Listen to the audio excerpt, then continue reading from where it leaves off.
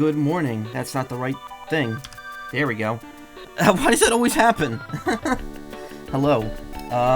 It is 8:59 a.m. on April 17th. I am not supposed to be up this fucking early, but we're gonna do a direct reaction to this Mario Kart World thing. It's only gonna be 15 minutes. I don't have, and it starts in like a minute, so I don't have time to do predictions here or anything. So I'm just gonna get Gyro in here, and we're gonna start doing what we need to do. Hey, buddy. Well, here I am. Hello. Yeah, you're here. Yeah. Alright, you sound good on my end. How's everything sound on your end? Everything sounds fine for me. Cool. Alright, I got this ready to go. It's gonna start any second now. And yeah, I wanted to be here earlier, but like, just setting up for some reason takes forever. Aw, it's okay. I'm gonna just fade that out. Yeah, really quick, wondering if we'll see like a story mode thing. Oh, there it goes. Sorry. Yeah, Oh, no, I'm thinking there's gonna be something big here that they're gonna show off, something we haven't seen yet. Let's see if I can get better quality on that. Probably could. Some a lot of fun things. Drivers, start your Hey Karma. Brain is filled with many FF7 fanfic ideas and you want to write them. Ooh, tell me about them later. Exclusively on the Nintendo Switch 2 system. What kind of races await you? How's the volume, everyone? In Mario Kart World. Hey Ralph, how you doing? For first place in each Grand Prix. But why stop there? Across cities, Oh god, plains, the cow. a desert, and Ooh, even Sand the Dragon. ocean. You can drive virtually everywhere in this fully interconnected world. Races are held on courses scattered throughout various regions that span this world, and you can Volume is freely okay? drive Okay, thank between you. them. There's a lot in store, and we're only at the starting line.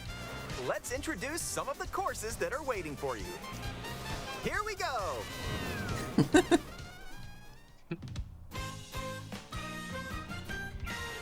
Courses are found throughout the world, inspired by their surrounding region. Let's take a look at some of the new courses to explore. Ride the ridges and roads on Mario Brothers Circuit. I like that they're going with like a desert theme And for the cruise circuits. curves around the canyon. You can't miss it. Because they all seem to be in the same area. See the sights and structures of Crown City. Crown City. That's a new one. You can even soar in style down Main Street. Drift along the rapid waterways Ooh, I like of this Salty one. Salty Speedway. And make a That's gonna have a lot of splash jokes the around city's it. canals. Salty Seaman Speedway? Stay Yeah, cool in of the course it is. snowy trails of Starview Peak. Just don't slip off while Penguin. soaking up the scenery. Oh no.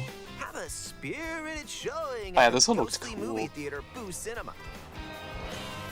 It's Blech. a whole new kind of drive-in theater. Oh, that was the Mario Wonder, like, And ooh. in addition yeah. to lots of new courses, there's Toad's Factory, Peach Beach, Wario Shipyard, It's and interesting that they're just more. working the old courses into the open Nostalgic world. courses from past titles are also here, but now they're reimagined and spread throughout the world, where races can happen during the day or at night. Let's see GBA Rainbow Road there. Also, day-night system's kind of Race cool. as Yeah. familiar characters like Mario, Luigi, Are they gonna go over all 50 characters that have been revealed so far? Bowser, and Yoshi. Yoshi. Plus, him. new drivers like Goomba. Spike, and That's right. Cow. I like that it's not even like more new specific racers cow, are just cow. waiting and ready to roll. I see the conch door there. Select your character. Choose your vehicle. Then you're off to the races. Funky Dory. That's a good Characters car and name. vehicles each have different stats, so make sure to find the combo that best suits you. That big boo is actually from New Super Mario Bros. 2. It's the Boolossus. Oh, really? There are two Oh, main right. styles of racing Yeah, I They got just that reused in this it. world. Grand Prix and Knockout Can we get a Tour. vehicular manslaughter as a treat? What? In both modes, No. up to Get it quick. 24 drivers can participate, the most in series history. Your rivals aren't the only hazards you'll There's need to popping? avoid I on didn't the see road. that. Look out for cars that shoot I saw some bills, trees going through attacks from lots a Hammer little bit, Brothers, but Oh. it wasn't too bad. and other obstacles along the way. I like the Try to steer explosion. A clear. little cartoony kaboom. And now, get ready for Grand Prix with Mushroom Cup, Flower Cup, Star Cup, and more. Grand Prix races are held And 4 all more. around the game's world. You'll race through 4 different courses in each cup and aim for the top spot. In Mushroom Cup, you'll start off racing around Mario Brothers Circuit. So I did watch some of the The treehouse second on this. race will take It's you from Mario interesting Brothers because Circuit it's like to Crown City. it's like going to For the Crown City, first and Crown time, City itself is you'll the need second to drive race. yourself to the next course in Grand Prix. So don't sleep at the wheel. But like it isn't seamless transition. I think in knockout mode it is, but like Grand Prix, it still counts as like a separate like load in Course will appear. to do like the transition part. So it's kind of Next up is a kind new of different. mode, Knockout Tour. But it's because they have to From distribute the Golden Rally points. to Ice Rally and more. These extended races take you from one end of the world to the other. Get ready for a sprint. But you've got to place if you want to stay in the race. I like the decal on the back of. Speed towards checkpoints Troopa. throughout the world. If you don't make the cut, you're out of the running. Wop wop. Buckle up. The competition gets more Oh, intense as no. you close in on the checkpoints. You've got to drive to Oh, survive like items in spawn Knockout when Tour. someone crosses it. So keep your eyes on the prize and aim for first place. The crown being on top of the Mario's helmet is kind of funny. He just already has a hat and he just puts another one on top of it.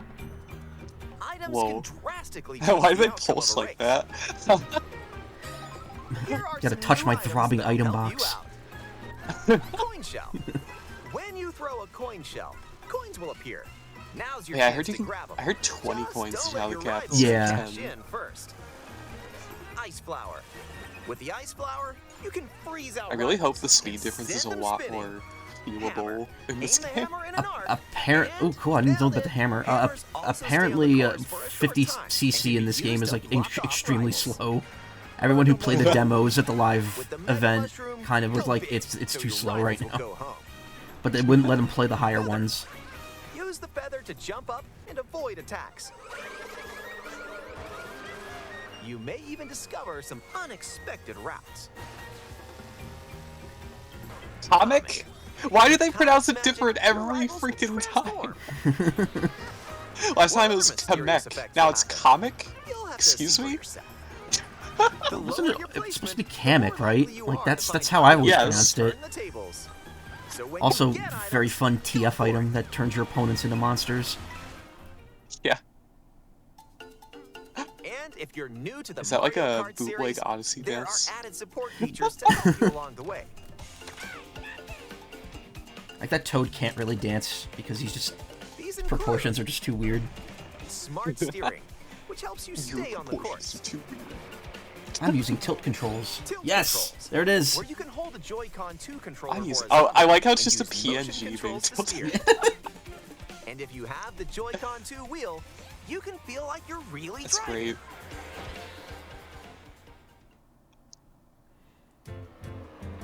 Well, this game works with like the Switch 1 Joy-Cons. I imagine quick not, break. but A snack sounds good right about now. yes. Hey, look! Oh, we're it's a finally gonna find drive-thru. out what the heck. Stuff me with that Yoshi burger that makes me gain Here 6 at million Yoshi's, pounds. You can grab an order to go. I mean, what? Dash food.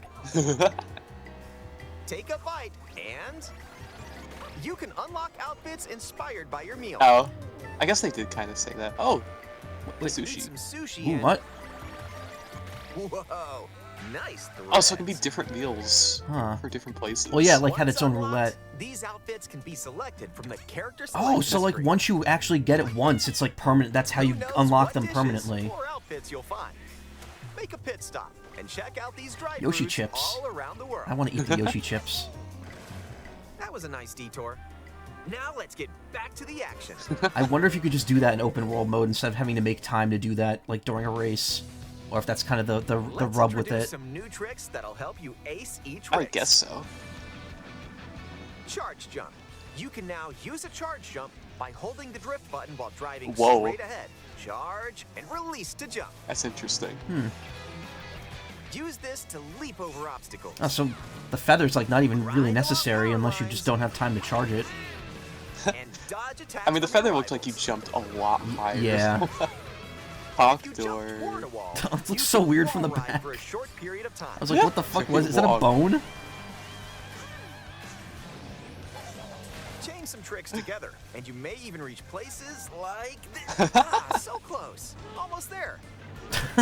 Whenever this happens, be kind and What? rewind. Yeah, you can This rewind. will return your vehicle to its original I'm guessing position. that's single player only. I don't know. Apparently, you can do that with other people. You just lose your place in This race. can come in handy when mapping out how to best approach a Maybe it course. reminds only you. Yeah, no, it only rewinds Though, you. your But rivals will Oh, still yeah, lose you're normally right. when you rewind. Yeah. So don't lose your lead. Can be used in free roam and when playing races solo. Okay. So it can't be used in multiplayer Want to take a races. spin in even more races? Makes sense. That'd be In time a trials, wreck it's on the you map. against the clock.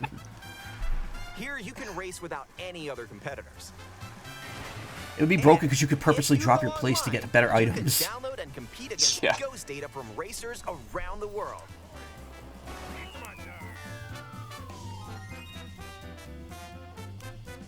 Customize the rules of the road in Versus Race. Conk The door, hard yeah, computers Conk door's gonna be my actually main. hard this time. You can use the classic rule set Sorry, of what'd you running say? 3 laps within the same course. I was wondering if the Or computers will you can actually be choose to hard this drive time the because distance from they one usually course to really another. easy in the Mario Kart Yeah. series. You can even take the road less traveled and choose routes that aren't in Grand Prix or Knockout Tour.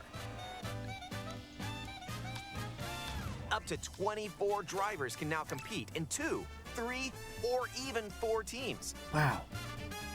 Group up and get ready to put the pedal to the metal. B.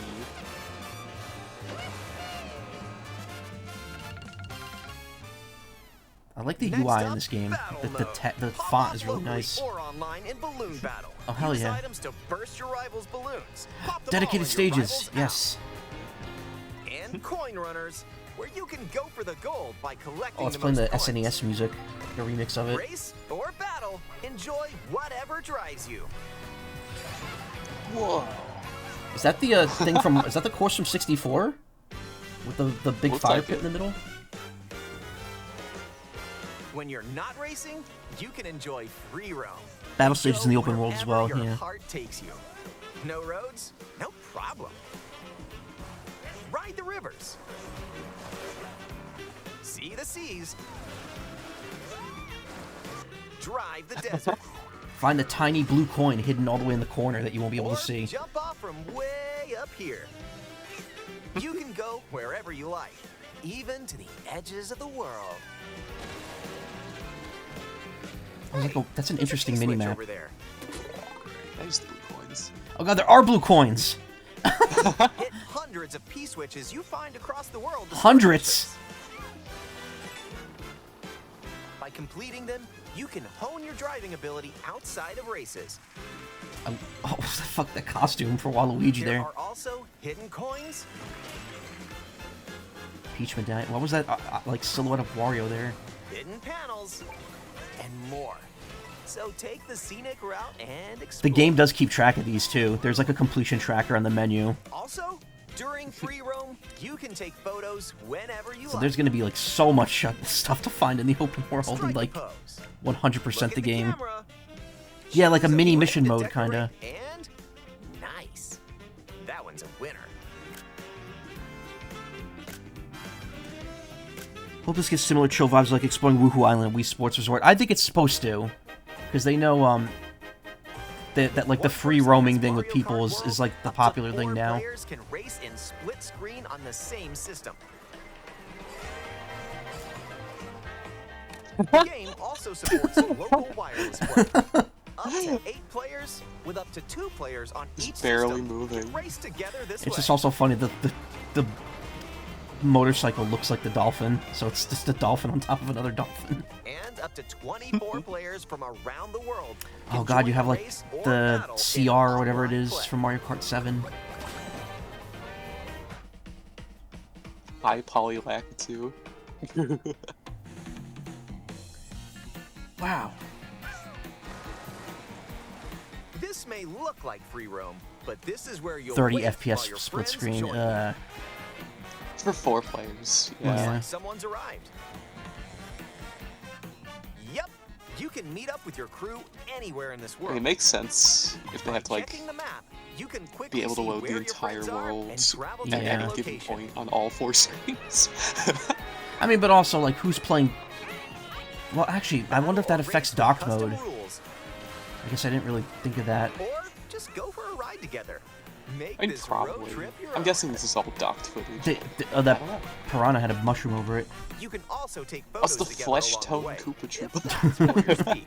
The demi-TF'd Koopa Troopa. Yeah. You know what, though? They really want the game share, or the game chat, and, like, the online functionality to be the focus of the system. I can imagine that they didn't optimize this for, like, local multiplayer. Which is probably not the smartest move, but also good for promoting the features of the Take a system. backseat and watch each other's game screens.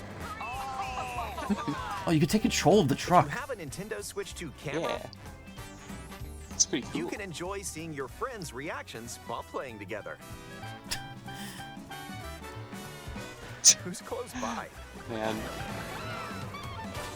I really wonder how many Wait, who people are just actually passed going me? to do this. You'll be able to tell.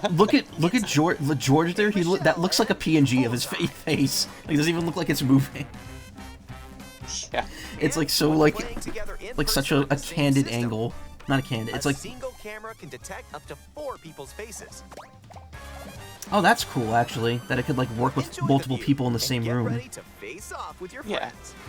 Apparently, any USB camera will work with the Switch 2.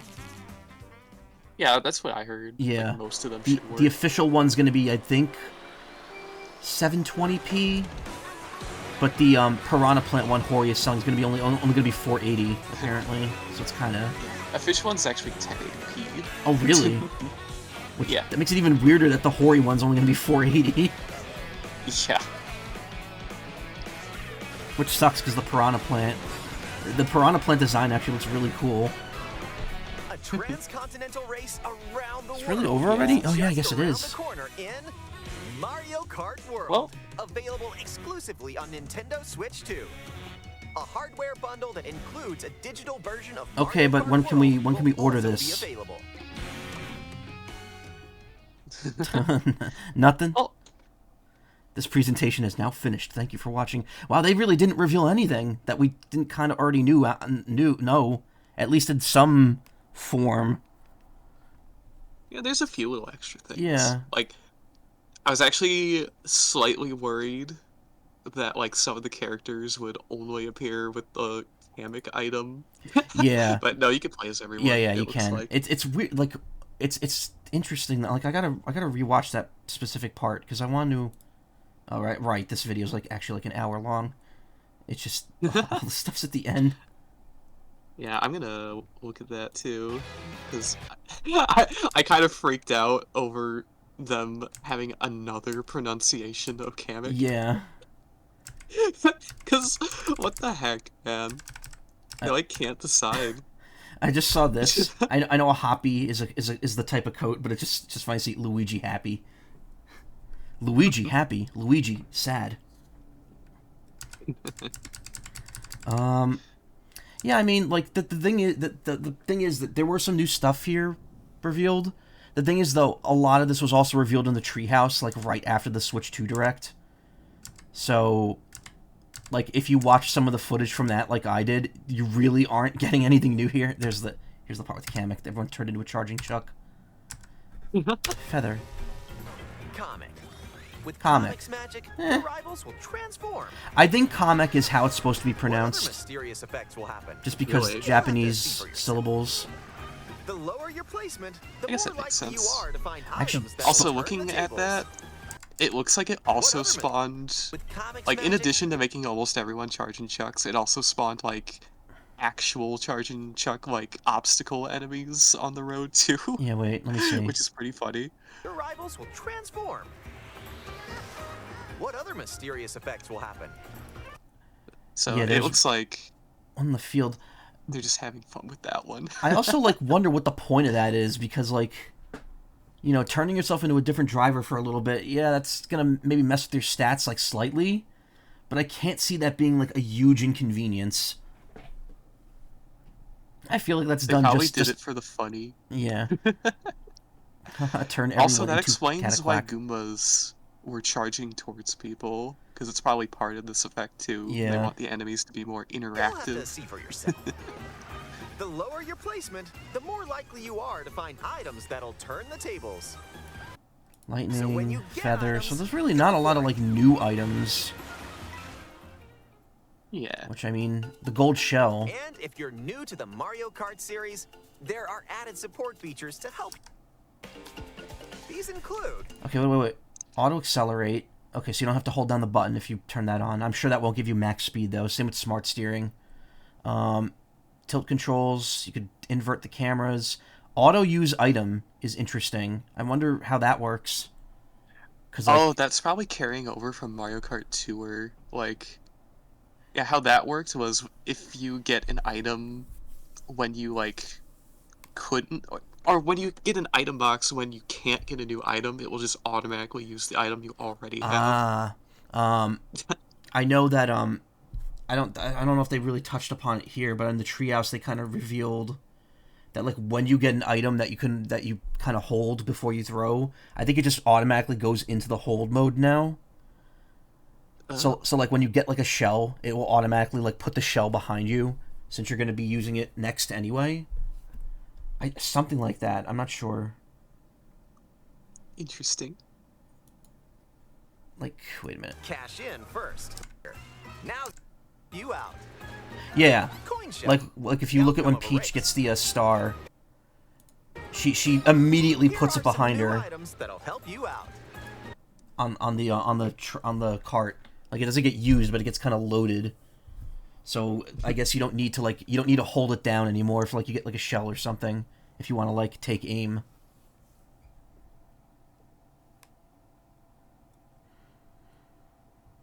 All the items are behind you now, even the bullet bill. Yeah. Blech.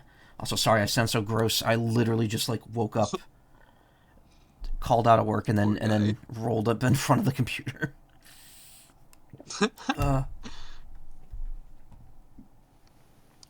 Yeah, I mean, game looks good. I'm definitely looking forward to it. Assuming that we can even play it on launch day, because we still don't even know when the pre-orders are starting. Though, word going around is that they may open next Wednesday. Like, they may have just been delayed, like, 2 weeks, and we're either gonna get them next Wednesday, or we might get them, like, I can't. It's like the 7th of May, possibly. So, like, another 2 weeks, which kind of hope not, because that's. I don't even think I'm gonna be home that day, so I don't know. I don't want them to show up while I'm not around. But yeah, I mean, like, I got nothing. It looks like it's gonna be a fun game. I'm kind of surprised they didn't reveal, like, some, like, huge hidden mode to it, like a story mode or something. It really seems like it's not going to have that, because they just really want to focus on, like, the open world aspect of it, and they really just want those, like, those P switches and panels and Peach coins to kind of carry the open world content. Yeah. I don't know. Also, yeah, I wish it looked like there was a little bit more to it. That maybe there will be, but Yeah. they've obviously chosen not to show us if there is. See, the problem I have is that, like, I feel like this is not the time to for Nintendo to be doing that. They really need to sell this game. And I'm going to be honest, if you weren't already interested in it before this Direct, I don't think this direct is going to pull anyone in, and I think that's going to be a very common, like, opinion about it, because it wasn't like again, I think of everything they showed, maybe like 5% of what they showed was completely new, because like anyone who was Yeah. able to watch the Treehouse already saw most of this. So I don't know. I guess they're just very confident that it's going to hold up, and I can imagine it will. Um, I can imagine the open world stuff will, but then after like the first couple weeks, people are going to really be like, yeah, but there's only like 30 courses in this game, and Mario Kart 8 Deluxe has like 92. So is it 92? It's like I can't remember how many cups are in that now. I think it's like 96 actually. Yeah, it's almost it's like right. It's just short of 100. Yeah. $80 is so Yeah. insulting. Yes, it is. I wholeheartedly agree. This should not be $80. But it's also just want to point out the whole like $90 thing for the physical edition. That was apparently a like AI mistranslation of like a Google AI mistranslation of a page. So Oh, that is not going to be I the case apparently. I thought that was a thing in like It's in Europe. I think it's going to Europe. be €90 for the game, but that's just in general because that's just Yeah. games over there are just more expensive. I guess I don't know. Mm, But apparently the whole like physical digital price discrepancy in America is not a thing right now. Not that I imagine it yeah. couldn't be with the way things are going right now. Like obviously not having to make as many cartridges would be very appealing to Nintendo, I think. So I can imagine them going down that route in the future, but at the same time, like I can't imagine them doing that with the physical version being more expensive. I imagine they would give the digital version either a discount or like bonus content if that was the case. Mm. I don't know. I mean, I think that there's absolutely 0% chance this is not getting DLC down the road. This is definitely getting some sort of like booster course pass like a year from now that's going to just add a new island with like retro courses on it. Yeah. DLC Island. Yeah. They'll do what they did with Pokemon. It'll be like two smaller regions released over like 6 months, and it'll just be like double the courses in the game for $20 more, and people are gonna say no, no Mario. Like that meme image that apparently I thought that was Vinny in the image because it's like Mario pointing to a guy that looks like Vinny, but Vinny was like, no, that's not me. That was me before I saw it. Where Mario's like, into my world of wonder and amazement. Okay, Mario, $100. No, Mario. it's like the art is like very like the guy looks super disinterested. Like they're both like very disinterested looking. It's very silly. But yeah, I mean like I don't know. There's really like not a whole lot to say Try to steer about clear. this. Yeah, it really seems like they're banking And now, hard on the get whole ready for Yeah. Kart 3 costume thing. tour. I want to know From though, Golden Rally are the funny to little Ice guys Rally going to be getting and like regional costumes for everywhere too? Or is it mostly just going to be like the main cast? Because like I saw some stuff for like Shy Guys. the competition gets Yeah, like- I mean, I think everyone has at least one alternate costume because I know the Boo and the Shy Guy get at least one. Mm. Something interesting. Also, Mhm. still no Koopa Wings. Like a lot of people were talking about yeah, that. that's right. How we just don't have them. Yeah, they're and- just not here, which is very unusual. But they're also saving that for like a DLC thing. I really hope not, dude. Saving old characters for DLC is like never a good idea, especially when Nintendo's already in a situation here where people are like being very knee jerky with them being nickel and dimed at this point. Which I mean, don't get me wrong, that's been Nintendo's MO for like a long time, but like right now, people are definitely not going to deal with it, especially if the console itself is already like a huge investment that people don't want to make at this point. So it's a mess. I mean, have they not shown Wiggler yet? I don't know. Was I Wiggler? thought we saw a Wiggler. I thought I did let me too, look but through. I'm not sure. Something interesting to note too is a lot of the courses in Grand Prix. I mentioned before, like the going down the road is like part of the course itself, and not just like a transitionary thing. But like because of that, a lot of these courses are just straight lines, not straight lines, but like a lot of the courses themselves are like one lap courses that are just segmented. So there's a lot less. There's a lot less of the like standard like 3 lap courses. You'll get like courses with like 6 segments in it instead, and they'll just be generally shorter than a normal race.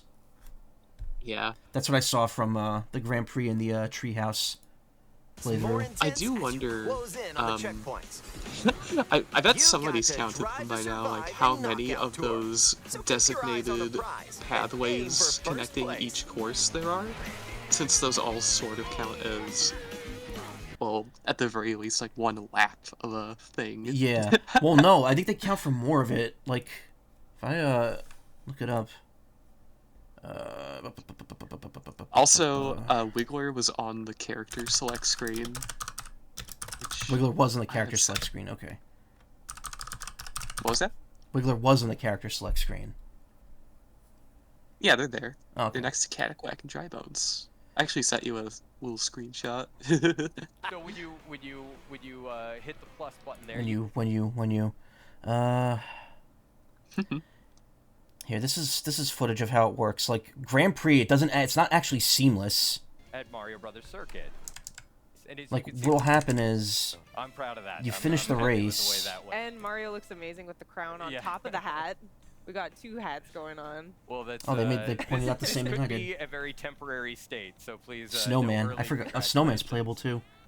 Bowser Jr. is here, just not the Koopalings. So good. All right, next race. All right, so we'll get on to the next race, and as you can see here, yeah, it's sort of. Yeah, so like there is in Grand Prix mode, there is a loading screen between races. It's just then you load back into the starting line, and you go off road. We're gonna drive there. I guess it makes sense. Connected in a world. But like you can see, it's like weird that. Yeah. No, sorry. Go ahead. The race like starts before it starts. Yeah, it's F-Zero did that with some of its games, with some of its like challenge modes, where you'd already be like sort of accelerating, so you just start at a higher speed. Poor Goomba. I see. We're on the road. Oh! So like you could see, this is lap. It already says lap 1 of 3, even though they're on like a straight road according to the mini map. But like the actual Crown City is still part of this race, I think. Like it's not race 3. It's just race 2 is the road, and then like the 1 lap of Crown City, which isn't even lap. It's just like a line. I'm also wondering now, since those like fast food joints are like everywhere and seem to be like always accessible. Yeah. Once you have all the costumes unlocked, are they just not going to serve any purpose after that? I mean, I'm guessing they could still change your costume on the fly, but like I'm wondering what the point of that is. Like, will you have different stats if that's the case? Okay, we could see in the distance there. We're coming up on. Also, it's a different item box. It's like an actual like bag of food. Yeah. So you get like a I little. guess during knockout mode, yeah, could maybe be a little advantageous if you know the costume that's there is going to be good for the course you're on. Yeah, but also it's a roulette. It's you see the food like goes through. So yeah, like see, like they reached the city now, and there's actually, it's cool because there's actually like signs, like road signs that are like course ahead. So it kind of plays into that, but I'm pretty sure like this is now just the course. All over the place, and there are different routes and different paths that you can take. Yeah, it's still very beneficial. I guess that makes sense. Yeah, you're already racing slightly different than I was, so it's great to see. It's interesting. Like I'm looking for. It looks fun. We're probably gonna get a lot of playtime out of it. It's just, yeah. See, what happens is once you reach lap 3, the map changes to like the actual map of the area, which is pretty cool. It makes it a lot more readable. You can just see all these banners are up. Mario Kart TV, really cool stuff. Hey, Feederite, you're faster than any car skill issue. JK, how's everyone? I'm good. How are you doing? Really, I know. Make him proud. It's really fun to There's do. also another thing that I'm hoping that they do. And it looks like all That like your competition Mario is starting Kart to catch Tour up did behind you this, here. where there's alternate versions of Over tracks where they yet. just You like gotta put hold a that bunch of position. various I was like gonna say this a little Oh, bit yeah, earlier, yeah. well, like in things Mario around to Kart. sort of change the layout of the track. Nice try. That This was- game is not gonna wait for me to speak. I think that's gonna probably be the case with day and Every night. time it happens, Like the you're night no, version's just gonna be slightly different. Oh. But I don't think we're gonna Oh, that'd see be a. cool. Oh. Oh god, you like fall on your head when I you get respect knocked it. I down in respect this. what you're trying to do there. Oh yeah, I look at noticed that like Hey. there seems to be a more Right, you got in-depth some good physics acceleration system there. for when you get hit. Yeah. That was like 3 Oh, also when you seconds knock into away. obstacles too. Like Probably obstacles are second very place. like. There's a lot more physics objects now. Like if you hit like a lamppost, Yeah. the lamppost just goes flying. Yeah. Nice. Okay. On to the next. Seems kind of boring to be honest compared to just having standard tracks. I feel like it absolutely could be because so much of the courses are just straightaways. Drive there Yeah, first. we're not just gonna transport ourselves there. Third. I always race. kind of wish, Mario Remember Sunshine that they- characters there. Rolling Yeah. Star, don't forget I don't that, know, Sam. integrated Yeah, you got it. more of the Thank you. open world aspect into Into the even races, main yeah. Grand Prix That's mode. got a diner. But- Diners. Yeah. I don't know, maybe they Speaking just of couldn't diner, do here it we I'm go. wondering if because knockout mode Yeah, there we go. might be more in line with that. Like I think that's what they're trying to play up because you can see there's more cups In between those in cars. knockout mode than there are in Grand Prix mode. I really think they want that to be like the primary mode that people are playing for like race progression. There you go. The other thing too with how online this game is, I'm wondering if Transform you into a different outfit. Yes. I'm wondering if it's gonna even have like the standard like trophy collection Oh, It cursed me. oh, you can do it. You oh can do yeah, it. Oh, you got because it like right. that's that's historically been like single player or two player like local multiplayer You only. meant to do that. So I'm wondering if like you can get the cups online maybe or something, but it doesn't look like the I don't know. Wow, right back. It's on. it's Yeah. interesting. Okay, so now we're transitioning into whistle stop zone. here. Doing good, but a bit tired, so we'll be crashing here a bit to replenish energy. That's all good. And again, we've got these wings, which Are you are gonna really be able cool, to and do it? Yeah, there we go. Oh, okay, nice. I'll race here. I But know there's some rails there. Yeah. Nice. There we go. so because this is a rail station, Oh. there are But yeah, a like, lot of rail that- riding I kind of do understand the concern about courses maybe being a little more boring if this is because if this is like every course outside of the first one now, Frequency, you have 10. All right, so you're looking pretty good there. where you're just kind of on like a flat road with like maybe a few gimmicks on it. It's definitely gonna Oh, be wait, you already have 2 items. it's definitely gonna feel like it's gonna get old Yeah, fast. right. Yeah, There get you up go. on the I rails like that. here. This is really fun. Oh, watch out for that. I also feel like Oh, this footage is probably not Well, great second. since Yeah, yeah. Well, they're we can ahead of the get back. pack that's most of the fine. time. True. And And the they're courses are Very probably lucky. I've designed seen a for couple tightly shells packed, now, like, Yeah. behind while you. there's Not 24 enough catch-up players. lanes, That's great. So it's probably going to be a lot more chaotic than what we're seeing here under normal circumstances. Oh, definitely. I also think they're probably playing on like a 50 or 100 Oh, and not Yeah. 150. Oh, look at that. Beautiful. all right. I wonder if 200's gonna be in the game because they didn't show it in the menu. Now the heart's pounding. I would be very, very surprised if it wasn't. If it, yeah, me too. Considering a game like this It'll help. needs to have a higher no, speed DK's in front of variant. Because, well, because of how much more massive everything is, it just makes sense. Yeah. Did DK go flying? I don't know what happened. He to went I DK. don't with know. some other. I don't know, but I like Whatever it. happened, it was serendipitous. Yeah, it was great. Here we go. Yes. All All right. right. Some people are even take hoping a that there's style. Riding the rail to beyond victory. 200 Setting cc. off a good pace. I'm liking this. See, I don't know. Like if it's as wild as Mario Kart 8's was, I can't see that happening. Because 200 in that game was just like it's just ridiculous.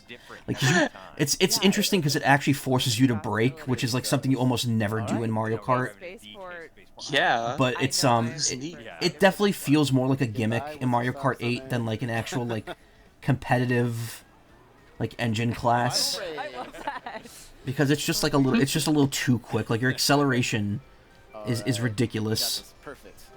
Yes. I actually liked it because of that, like, Oh, I thought it was fun. it I felt like you really had Oh, to you dropped it off the think head. about Yeah. what you were doing. but it also like because of that, it also didn't feel like viable as like a competitive mode. because you're kind of just spending too much time being like, do I brake? Should I brake here? Should I slow down? I feel like that wasn't really conducive to good like multiplayer gaming. I feel like that was like more of like a fun like, okay, we'll just do this offline and then go back to 150 for online. Game needs more obstacles. Did he get him? Yeah, he did. Gives you road hypnosis, seeing the flat, empty roads, really. I didn't get him. No. See, now this course at least is a little better because like the road part is like 3 segments, but then like the actual course is like 5, so it's actually a long course. Also, I saw a Goomba shoe, or Kiribo shoe, or whatever you want to call it, as an enemy. Oh, it's this. I think it's the skating ones, or was it the green shoe? It was yellow, but it was like hopping. Oh. It wasn't like skating. That was great. The toads are cheering you on, Sam. There was a cone on the side that had like an enemy underneath it. Here we go. Oh. See if I can get a draft. Yeah, like a little bit closer. And now I want to kind of pay attention to that skybox, since there's going to be like a day-night cycle. Yeah. You're almost Green there. shell, Oh, yes, oh, yes. you got Looks it. like those clouds are static though. Oh, that, Yeah, it does. Doesn't look like they're moving. You got it, you got it. Brought it back. Yeah, you got it. You got it. I can see That was the a little. good strategy, like, just run into me. Okay. So be careful. Run into me with my green shell. Yeah, we can see. Oh yeah, it's the Robo Mecha DK. Donkey I was Kong. gonna say, Which I didn't even realize was like a reoccurring Yep. character in Donkey Kong games. So you I got. didn't know that either. I think it's like shown up in like a couple of them. I don't think it's the same one though. I think it's just like 4 now. a robot that looks like DK. That's it. Oh, nice. You can, Excellent. Donkey you can Chong. right up here. Majima under the Yeah, cone. watch Oh, the barrels. See, I don't know Yakuza, so that I don't get that joke. Road is too straight. Make it gayer. Yeah, I know. You can pick up some coins to make up for what you lost. Took it too tight. Yeah. This right here was always tricky to me, just trying to dodge the barrels that come in and out. I mean, this course seems long enough that like the interesting part kind of outweighs the road. You almost there. You got it. I feel like the road part is going to be kind of a gimmick, like that like people are just going to get tired of after a while. But it, like I think in time trials, like you're not going to be doing that part. You're just going to be doing like the actual course with like a lap counter. Okay, I'm concentrating now. Sorry. Yeah, I was like, you got it. You got it. You got it. I know, I'm not even playing and my heart is going. I know. I love how Sonic-esque Somebody behind that me. looks. Yeah. Okay, you got it. It's they funny. so glitched those. They were Also, 8 laps. Well, Just noticed that. Yeah, but it's not. I mean, it's not laps though. It's just segments. Ooh, there's- Like the open road Yeah. part was 2, every red and then the other shell. 5 are the Not the blue shells. is this Another part. one. I gotta say, for this course is pretty cool for a course that's literally just a bunch of hairpin turns. Final lap. It's actually got like some nice variety to it. Oh! Why? Come on. All these is slowly rising goo, that and it's a barrel took Fall turn. Guys course. Okay. Okay, you got this, you got Now it. it's He's 10. behind you? Hit Okay, he's those behind jumps. you. Okay. Okay, get you're past back in this. first. Okay. Oh my goodness. Well yes. done. Okay. Well done. Good job. Okay, I'm clapping now. See, that's the end of the Grand Prix, but there's like still stuff beyond it. So I'm wondering if like that's where like the lap happens if you're playing like time trial mode. Hard-earned victory. breath. Even at 100 cc, Well fought. that was a challenge. Ooh, there was some pop in there Alright, on the so floor I will, textures. I will revel in the victory Yeah, let's ceremony see that this. comes. Let's see this Little celebration. banana loading screen. We got a whole 12 gigs of RAM. Yakuza Kiwami could randomly show up in spots, and one of these was underneath a giant traffic Back cone. on Mario Oh, Brothers Circuit. Celebratory fireworks. I love Bowser Jr. Oh, He's Bowser so Jr. Look was at in how third. cute Yeah, I he is. know. I love Wearing him his little so much. outfit. Does Bowser Jr. have one tooth? He was I hot. think Is so. is that a new Yeah. design? Is it? I don't know. Alright. I'd always thought he had like the one fang. Little guy, big dreams. Perfect. Well done. Well done. Now we're Thank you. heading Well done. off Yeah. Well done. So, Thank you, our Treehouse. merry way. So now that we've seen the new flow for ground. I like the Nintendo Switch 2 pillows. Yeah. Very silly. Nintendo's like, we gotta make Hi, everyone. we gotta again. make so much My name is Teresa. branding For here. those We of don't you want who anyone to be can't, this confused as to what Nintendo this Treehouse is. Live Nintendo Switch 2. It actually I'm reminds me joined of here something by kind of Corey. funny.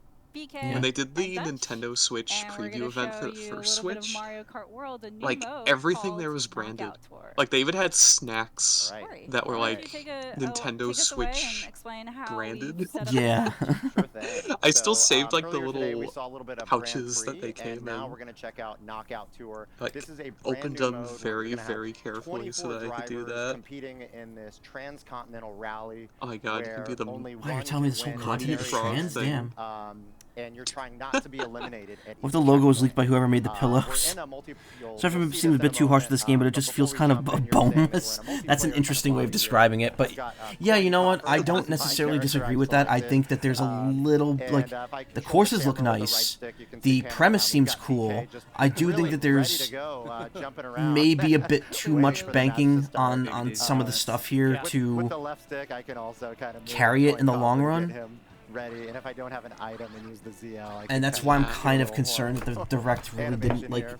show off anything that we didn't But know since about I'm the already. host, I'm gonna go ahead and get us started. I'm hoping we get some And sort of we like will be post playing, again, launch like I said, Knockout support Tour. for We've it, dialed it up. because I It'll could be see this being 150 enough to like this keep the time. game afloat And for maybe we've, 2 also months or turned up so. calm difficulty to hard if you think we're up for it. That is like a weird thing where like Yeah. this game obviously You has a guys- much you bigger guys are pretty scope, good at this. I Yeah. but it want seems a like challenge. the I'll stuff think about that it, they're we'll see doing what sort happens. of That's one of the things I love about this fill mode. that This is in my favorite edition. doesn't Here is, quite every single match I've played of this. it's not quite because enough. There's so much. Like it feels like there should be a variation, so much, little bit more stuff to possible do, things that can go Yeah. given We're gonna go to Golden you know, Round? a complete shift of how the game works on a fundamental level. Where are we Oh going? yeah, which one is it?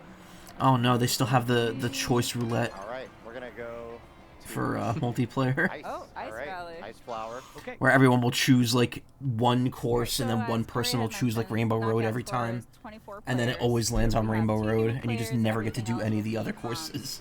But as the mode mentions, you'll be knocking players out at each checkpoint. Also, I saw that there but was what's really separate fascinating about characters this for mode is that Monty all Mole these, and Rocky Wrench. courses are Yeah. Kinda funny. interconnected. So you're gonna go from one I wonder to if the other. I wonder if it's So if it is a right now costume we're in though, segment because like the one, costumes are so listed all these separately. players will need to place at 20th or better to make it I to would the guess next they're segment. different. You can see the Like, they checkered probably flag don't in the use lower similar right, that mod Maybe. names. I mean, the other thing too is if the costumes do have different stats, then there's really no like got difference between a Corey costume and on another character. Sixth, fifth It's place? just what do you want to look like and what do you want your stats to be. That could So Yeah. it wouldn't really matter if the Rocky Wrench was a costume or not. Oh, I It's a just different got character regardless. Crushed by Birdo. Yeah. In Mario Kart Tour, how they functioned But all was these it penguins was kind of coming like at you, that, where too. every It's like a costume was a loop. different character. Yeah. They're They in did have their, different stats, natural and habitat well, Mario here. Kart Tour also had the thing where every character had their Yeah, I own don't, like you know, on special the right-hand item. side too, Yeah. you see that top-down But map I don't letting think you they're gonna know, do like, special just kind items of No, this no, they're game. definitely not doing that segment. here. So we're about 3/4 of the way through our first segment, and since I we played a only little need bit to of be Tour 20th back or when, better because to there was a move thing on. with like Tour. Not feeling Oh, to that get pressure to get the too much right now, pin, since the we're at nine Mario points. 35th As you anniversary said, pins, Teresa, anything because you can need to happen play in Mario these Kart Tour matches, so you to like have get the feel points in free order comfortable. Like that. to redeem that. Like that giant thunderbolt that just hit. Those pins are okay. Mine are very like there's like a And weird as like you see coloring this error my on screen, mine, there's sort of this, like, where like Mario's yellow, mustache is just border. pure black. That Like means I'm getting like it's close like to the cutoff checkpoint, but it's because like there's I'm, like a no, it's not roughly black. There's like a 9th, part of his mustache that's uh, white.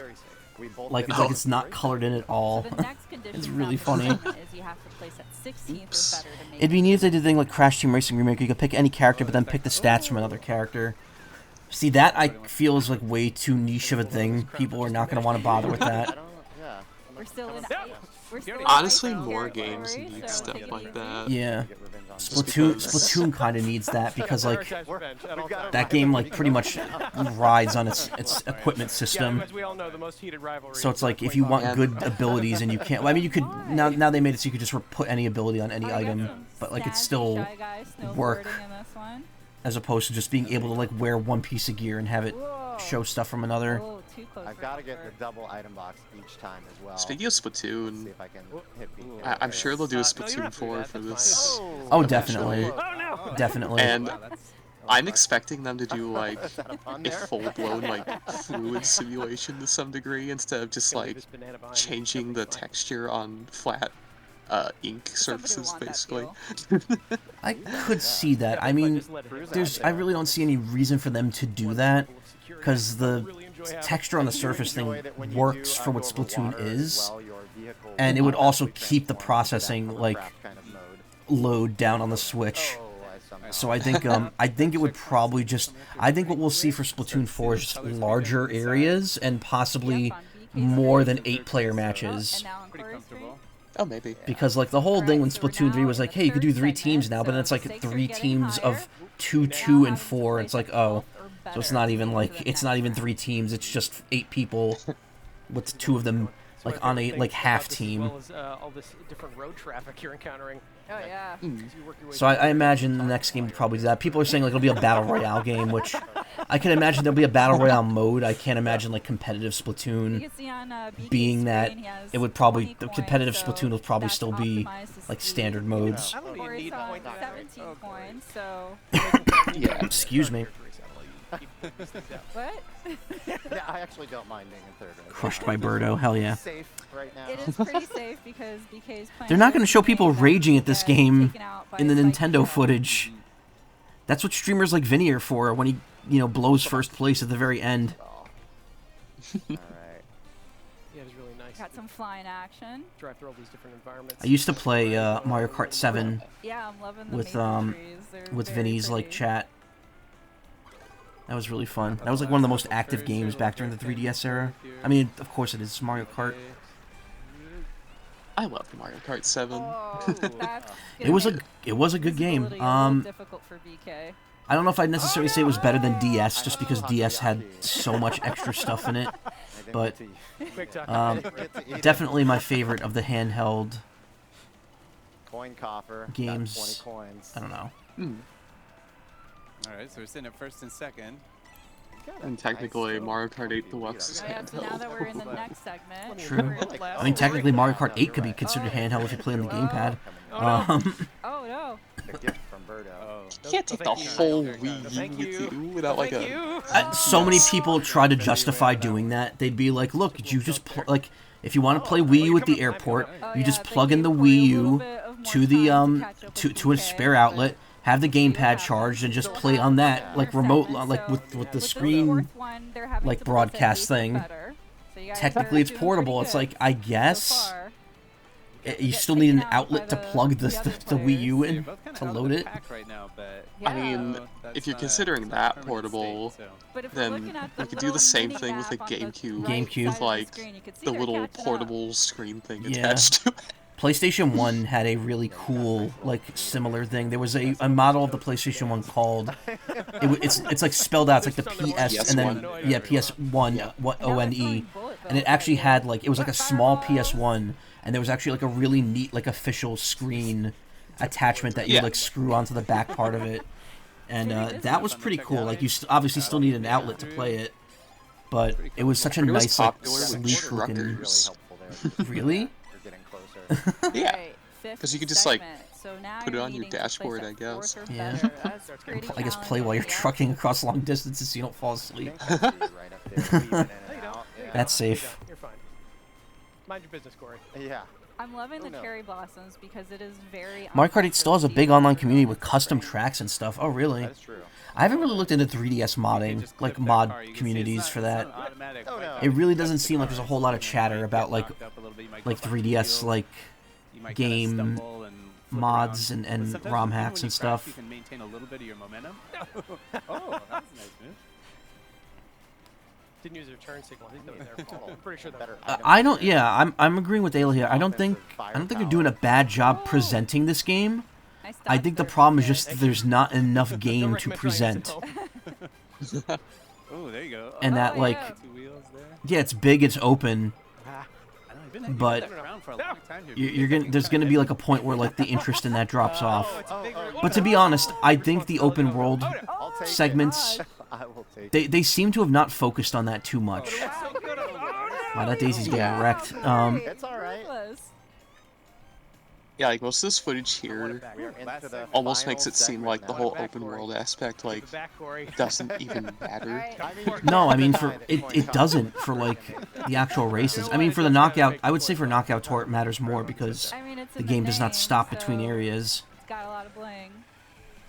But Need all yeah, the I don't know. treasure. Like the open world aspect seems to solely be for like a social situation, Across the grass.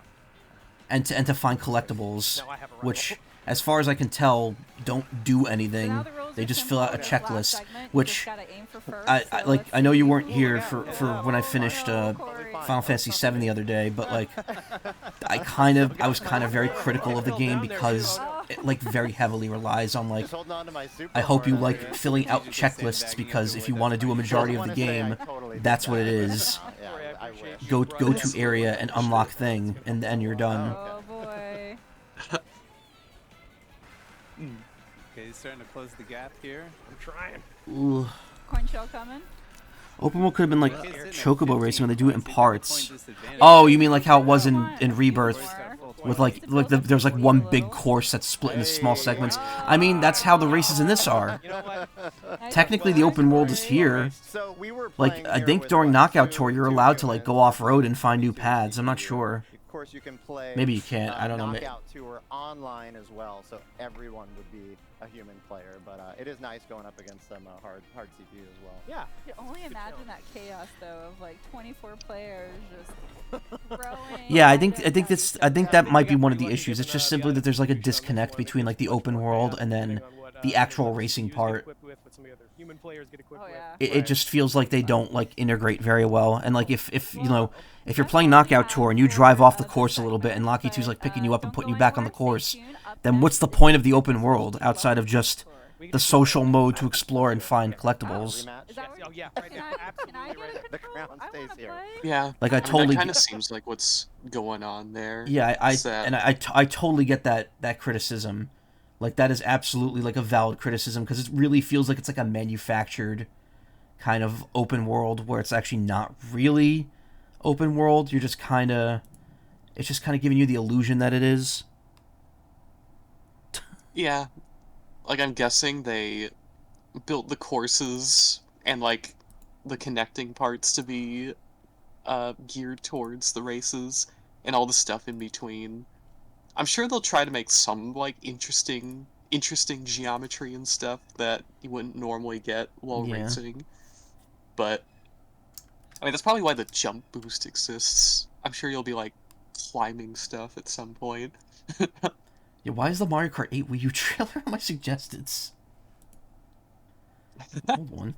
I like the spike pose there looks very silly. I don't know why. There's Wiggler, Cataquack, Monty Mole. Probably Piranha Plant. Probably play some Plant. See, like this is the thing. Yeah. Like I feel like no one's gonna want to play like the main Mario characters, just because there's so many wacky characters and enemies playable. I want to play Pianta, Cataquack, Piranha Plant, and Conch-Door. There's a bird. Oh, and Dry Bones too. Dry Bones and Koopa Troopa are usually like a main whenever they're in a game for me. It's really funny because like Dry Bones, like it was like Koopa Troopa in the first game, and then Dry Bones in like 3 games in a row, and then suddenly they just brought back Koopa Troopa in 7. It's like he is no longer dead. He has been rehydrated. Necromancy. Spike has the Pete's, yeah.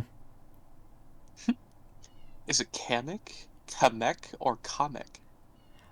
Kamek, I think, is how it's supposed to be pronounced. Because in Japanese, a K-A would be Ka.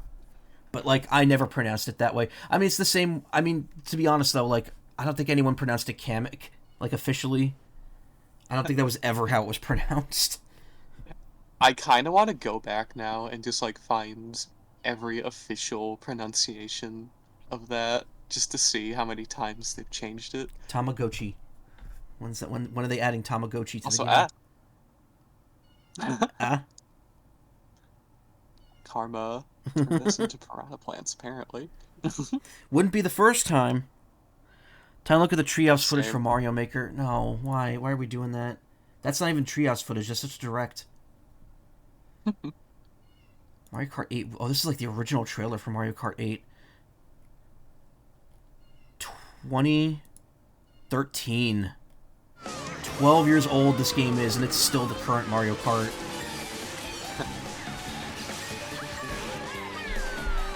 Nintendo got their money's worth out of this game. It's still the best-selling Switch game, 8 Deluxe. So, can't say Nintendo did not make a good decision with this game. Even if battle mode in original 8 was terrible.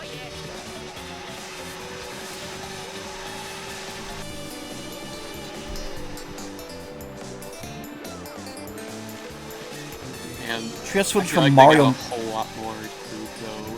Yeah. If they're gonna justify the funny price point, because the funny price we see a lot more. I like referring to it as the funny price point. It just completely undermines the severity of the fact that it's probably not a good thing. The funny number. See, I'd be willing to deal with $70 games because that means they can market them at $69.99, and every time I see it, I go, nice. This is too expensive. This has more joy. This is a canned trailer for it, though. This is not treehouse footage of people playing it.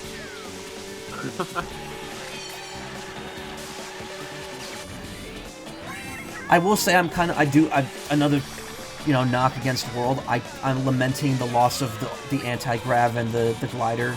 Having the wings is cool, but there's seemingly just no anti-grav in World.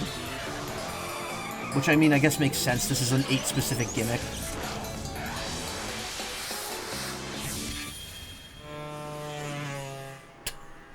That engine noise was really silly. 8. Mario Kart 9. See, that's... Only on Wii U. Well, that was a fucking lie. What's that Walmart-ass, great value only on... Oh my god. So funny looking. The Wii U really was, great value brand Nintendo most of the time. It was, and I felt so bummed that I did not have one. Because that was, right around the time where because it came out in 2012, and then I left my old, food service job in 2013, so I could just never afford it. And I was bummed because it was, the first time I missed out on a console since the DSi. I mean, I guess you don't really miss out on that because I had the 3DS, so I had all that stuff anyway. And I had every Nintendo console before, and to this day, the DSi, the Wii U, and the Virtual Boy are the only 3 that I don't own in some capacity. What about the color game? Well, there's 2 of those. Yeah, the TV color game. Yeah, I do own a Game & Watch. I own an authentic game. Which one? Parachute.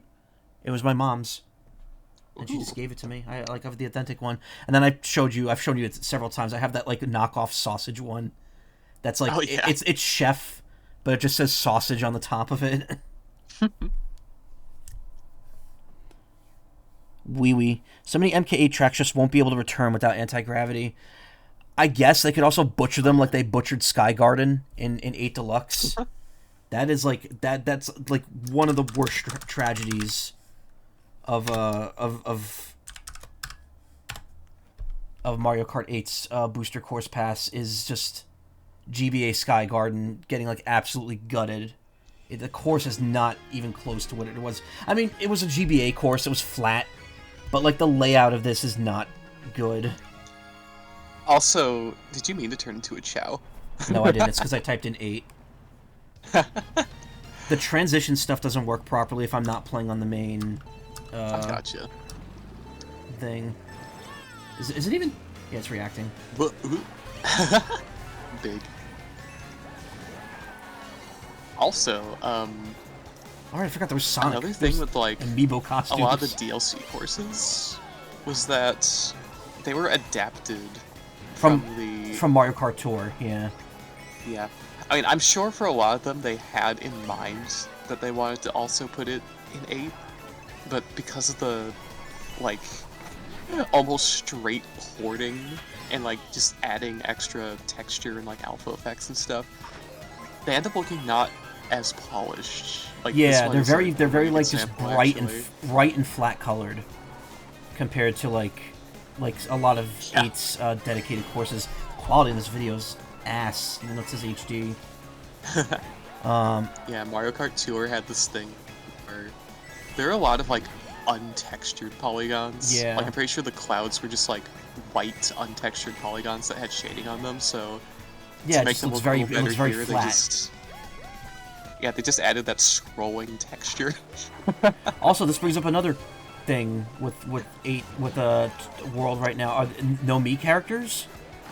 I'm guessing that's just gone. Oh no. Because they probably thought, like, well, we have to do costumes again, and we don't want to bother with that, so we're not doing it. Watch that be a DLC thing down the road. You can now play as your Mii characters in game, even though, like, no one makes Miis on the Switch. Because the Mii maker is just, like, so out of the way on it. You know, it's kind of funny because before this presentation, like, I was in the camp that they put a lot of effort into this new Mario Kart game, and that maybe the price is sort of justified. But now that I'm, like, seeing more of it, and now there's kind of not as much to it as I thought there was going to be. I mean, right here... Yeah, they should drop the price. Is this even fun? Straight line. Yeah, no Mii's in World. I mean, Tomodachi Life is coming. Okay, so here's what I'm going to say about Tomodachi Life. Because they revealed, you know, that with the Switch 2 upgrade, which, by the way, is free if you have a Nintendo. This specific one is free if you have the Nintendo Online. The Breath of the Wild Tears of the Kingdom thing. For Tears of the Kingdom, you can share your, like, Zonai creations with QR codes. I'm hoping that means that the Nintendo app gets a function to add your Mii's through QR codes on it, because that'll make it so much easier. Because when you play Tomodachi Life, you're going to be expected to import, like, I'm assuming, like, dozens of Mii's into that game. And you're not going to want to do that one by one. So I'm assuming there's going to be both, like, an online sharing functionality, and they're going to update the Switch 2 or Switch Online app to allow you to just, like, import QR codes into your account and then have that show up in the game.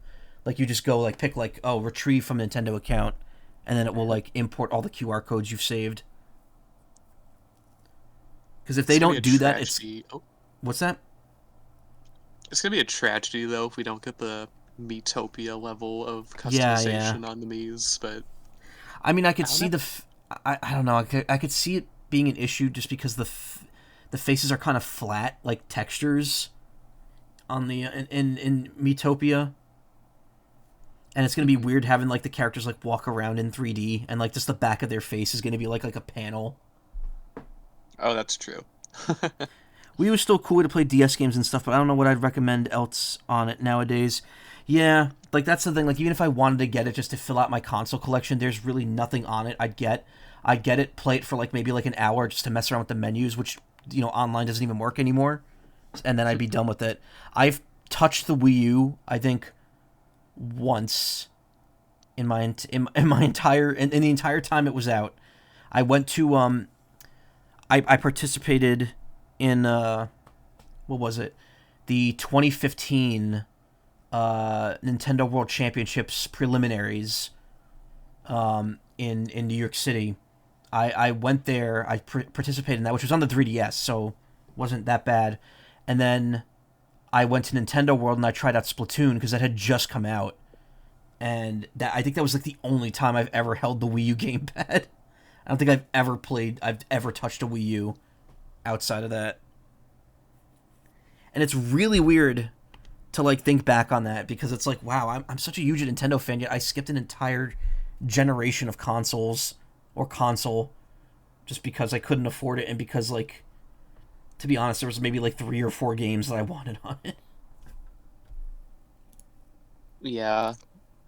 It's funny because I'm a huge Nintendo fan too, and I usually do get the consoles, like, on launch. Yeah, same. I think the Wii U's probably, like, the only one I didn't get on launch, because there's just nothing for it. I mean, the Switch 2, thankfully, is not going to have any shortage of, like, stuff to get on it. It's just, the issue is just the price. Like, the money is just too much. It's a lot of cash. Yeah. That people don't really have. We need answers. Okay, and Krista, they're all right. They keep like the same energy they had when they were working for Nintendo, which is kind of cool. But like sometimes I don't know. Like sometimes I just glaze over their podcast. I like have it on as background noise and I just like won't pay attention to it. Yeah, I don't know. I got nothing. Like this is the thing. Like we're stretching this out, but like I have absolutely nothing here. Like this was not a good direct. Yeah, it really felt like it could have just been released as like a YouTube video. Yeah. Like it was almost nothing. Like I'm sure people will be analyzing this a bit more. Yeah. But it doesn't seem like there's much to analyze. Going over it with a fine-toothed comb. It's funny because I remember Arlo saying like Nintendo's hiding something from us, something big. In this game. That's what everyone was saying. Everyone was like, there's some big thing that they have not. Oh, the actual like cut off part at the beginning is all gone now. That's interesting. I didn't know YouTube does that. Look at the Switch Bros in the background. Yeah. Like how much bigger they are compared to the Toads. Big boys. Okay, what is this? Hold on. There's a Rob bike in Mario Kart World. That's interesting. Oh. They dismantled him from DS.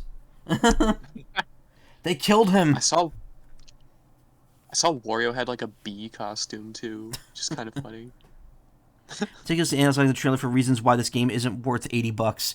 I feel it's more like it's more like we're meticulously analyzing it to find reasons why it's worth $80, so we could justify buying it at launch. I mean, here's the thing though. I don't think anyone buying the game at launch is not just going to get the bundle, so they're already getting the game for $30 less. So at least in this game's case, you know, it's not that big of a deal. I think the problem is more, you know, when the next mainline Zelda game comes out or the next 3D Mario comes out, and that's going to be $80, and we're not going to be able to do anything to like knock another $10-20 off that. That's when it's going to be a problem. Yeah. Nintendo. Like, look, I understand that people are upset over the console price. I think $450 is a lot, but I do think it's fair for the console itself. I think it's worth that amount. And I think getting Mario Kart World with it for only $50 more is a good deal. I can't imagine the price going up any further, and I can't imagine paying $80 for like flagship titles if there's going to be more than like one of those like every 2 years. As for the $70 games, it sucks, but that's what every other company's doing now. That's not necessarily a Nintendo thing, unfortunately. And don't get me wrong, I'm more than willing to call Nintendo out on their bullshit, and there's absolutely a lot of it here. But it's, you know, that's just unfortunately how things are. Yeah. And it's like, you know, people are like, well, it doesn't have to be. It's like, yeah, it doesn't. You could vote with your wallet. That's totally valid. I'm not saying don't do that, but like it's probably not going to change the way things are right now. And I think the problem is less that the games are $70 and more that, you know, that the average American's pay has not gone up those extra $10 to compensate. Oh yeah. In general, not just for video games, obviously. But yeah, I mean, like we could sit here and argue about the price and stuff like all day. Let's just really like, it is what it is. So.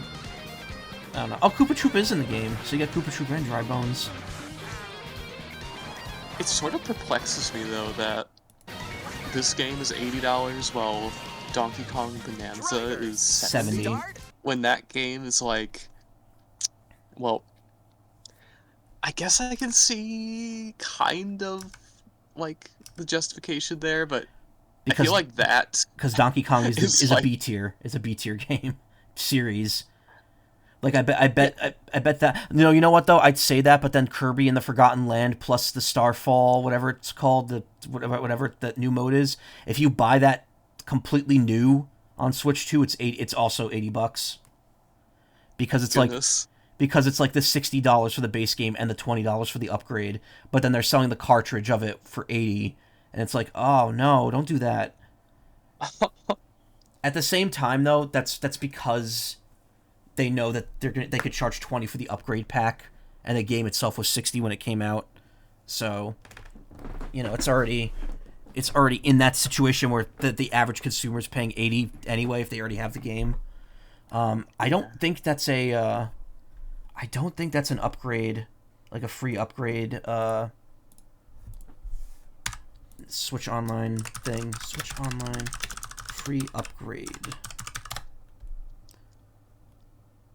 Nintendo Switch Online. At the very, very least, that they don't lock the 60 FPS completely behind getting the DLC. Yeah. Like, that's what I have a problem with more than anything, honestly. Well, that's the other thing too. Apparently, okay. So from what I could see here, or from select upgrade packs at no additional cost. Expansion pass members playing on Switch 2 will soon gain access to upgrade pass for both Breath of the Wild and Tears of the Kingdom, allowing them to enjoy them at no additional cost. You must have either of them to use the upgrade pack. Well, sorry to mute myself there for a split second. Made a gross noise.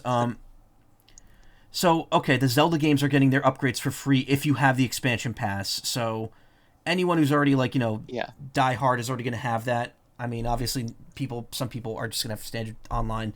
But that's a cool incentive. The thing is, though, Breath of the Wild's DLC was never made available on Switch Online plus expansion pass for free. So, if you get this upgrade for free, but you did not buy the DLC for Breath of the Wild, then you still don't have it on Switch 2, which is very silly. Like, so you not only have to, like, have the online thing, you not only have to own Breath of the Wild, and you not only have to own the Switch 2, but if you want to do everything in the game, you have to still buy the DLC separately. Which, I mean, it's an old DLC at this point, so it's like whatever, but like, why hasn't Nintendo put this on expansion pass when they put the entire, like, Mario Kart and Animal Crossing on there, and they, like, market those two as, like, a major perk of having the service. So it's like really weird. And Mario Kart Octo expansion and the Animal Crossing one, it's still weird that they market each of those separately as, like, a big, like, benefit. I feel like what they should be doing is adding more DLC from the Switch to that now. So it'll be like, hey, are you playing on Switch 2? You can now play the DLC for these games if you don't have them already, as well as play the enhanced versions for no extra charge.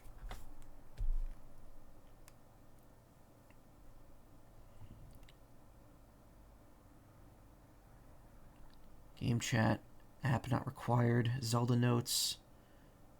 On Nintendo Switch 2, you'll also be able to access your most 100 recent screenshots and video captures via the app, making it easy to share them with the others. Share them with others. That I do like. I do like how they're actually making the app useful for Switch now, so you don't have to go through, like, a social media website to post them online.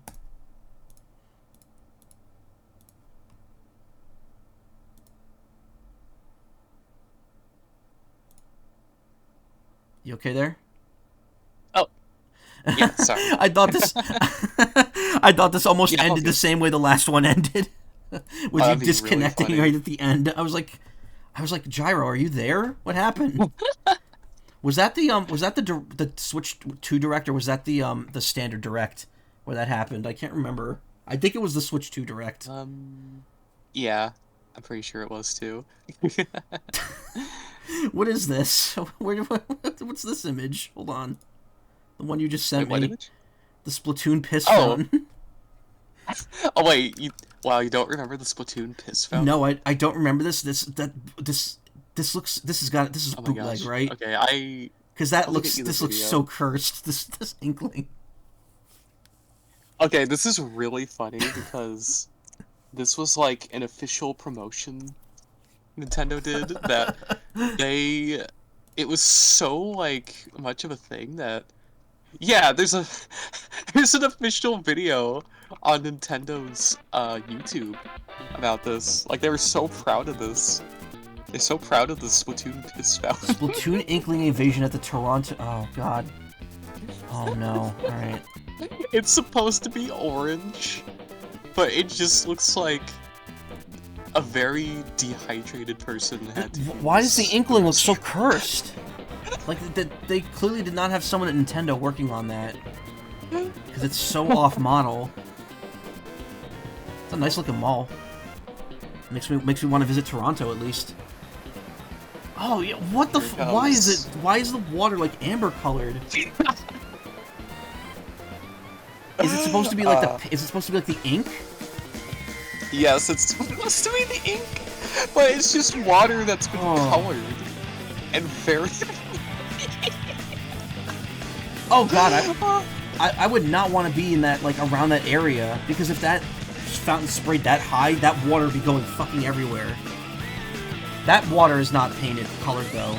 The spray water. They love it. They love the piss fountain.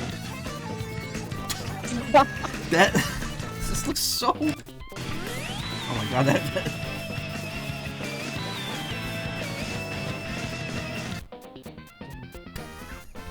Why? They got like the face. Look, like the shape of the face is so weird. It looks like they have 2 chins. I know. I think it's just the lighting and the material that they chose does not quite look good. Good point. No crossover content in Mario Kart World. Yeah, supposedly. People were thinking that like we'd see like other Nintendo characters getting revealed today, and it did not happen. I'm wondering if maybe we're gonna see like a couple of like short trailers showing off like a couple of new things going forward, but the fact that the main direct for this game did not have that just kind of really does not paint a good picture. Yeah. God, Splatoon 1 textures look so flat compared to Splatoon 2 and onward.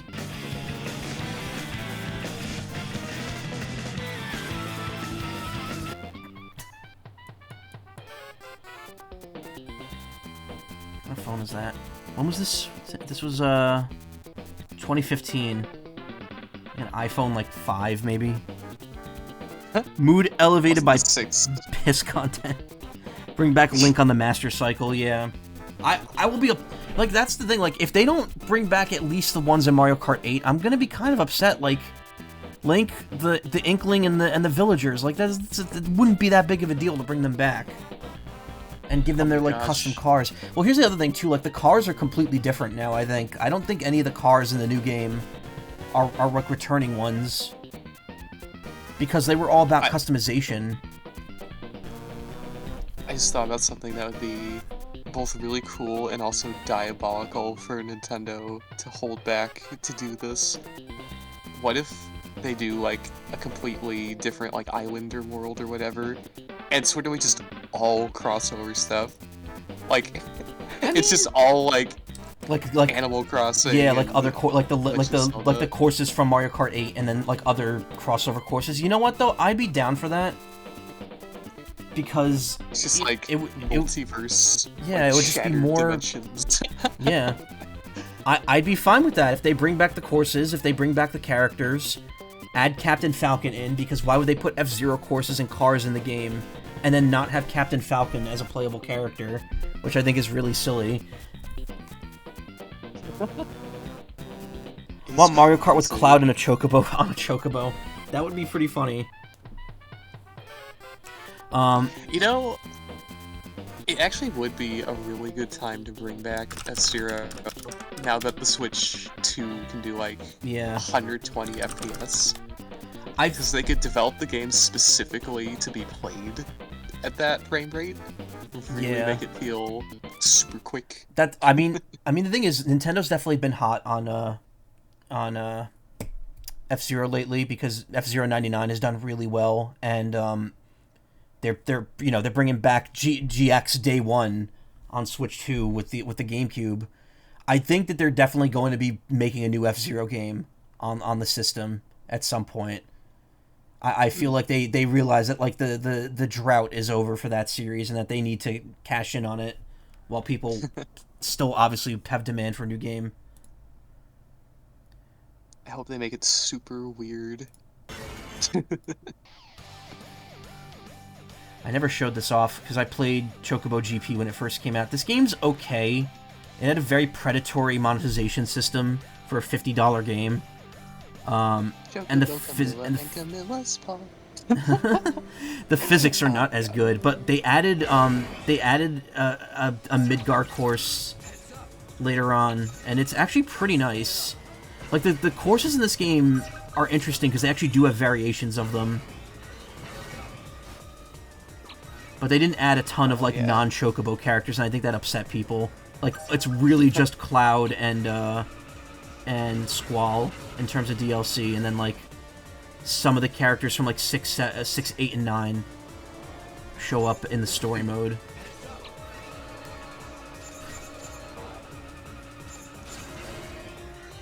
I know who your favorite character is.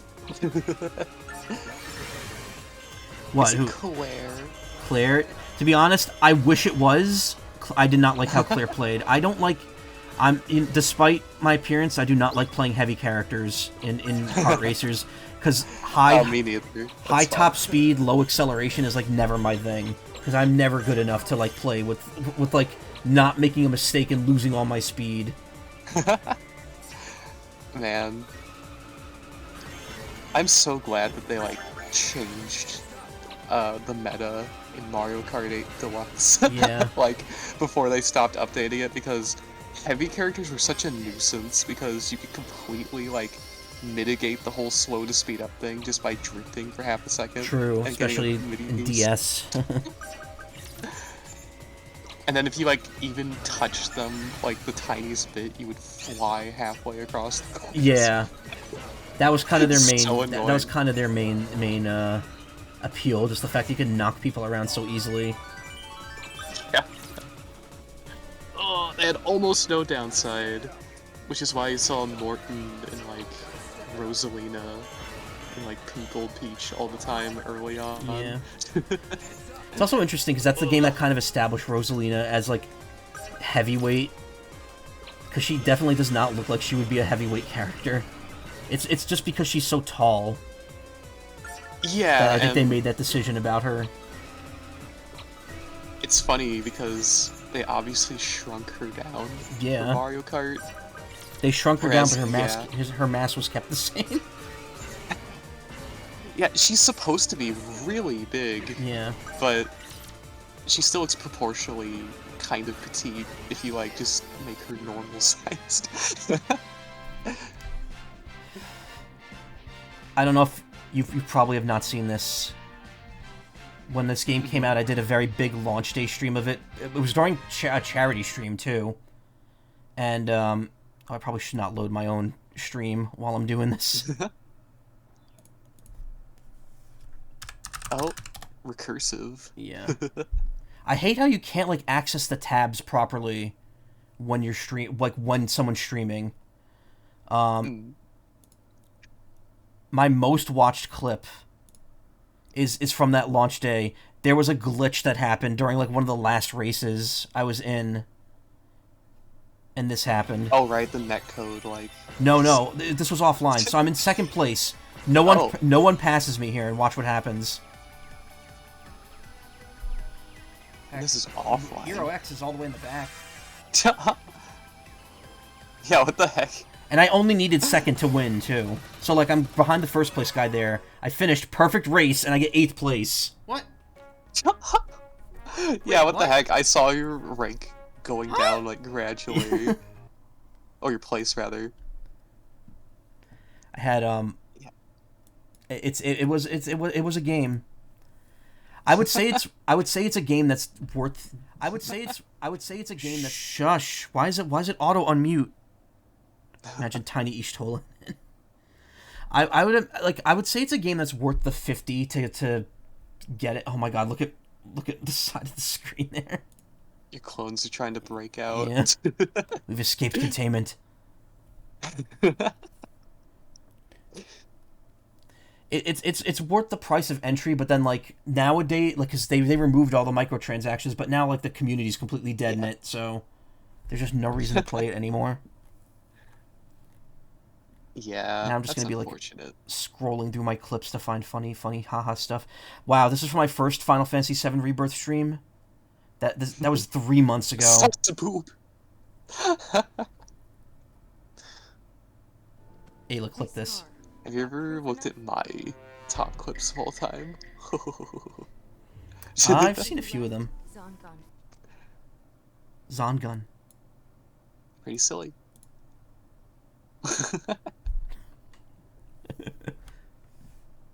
Sparkling renowned salsify. Alright.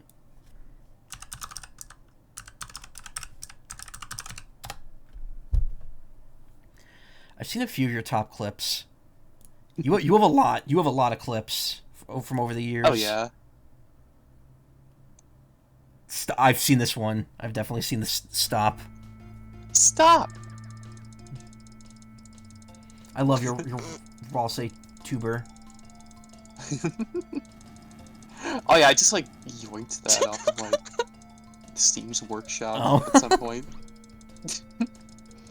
I mean, people put those for public use. Yeah. But yeah, people did like that when I used it. I'm gonna keep going until this game dies. Were you using a corruptor, or were you doing something specific to it? No, that was just real-time corruptor. Oh, it was. That's right. Messing with it. The game was begging for mercy. It's still The like Sonic and Knuckles one I did though was like actual hardware. Real cartridge tilting. I grew a money tree and it's really starting to pay off. Holy Oh, yeah, crap! that game is Wait, such how much bullshit. money is this? What the fuck?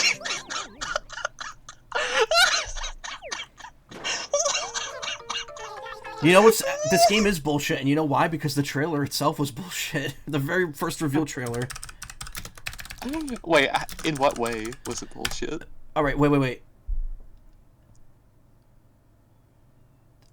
I could load up Scott DeWaz's video on it because he sums it up very well. I don't know if this trailer shows it like.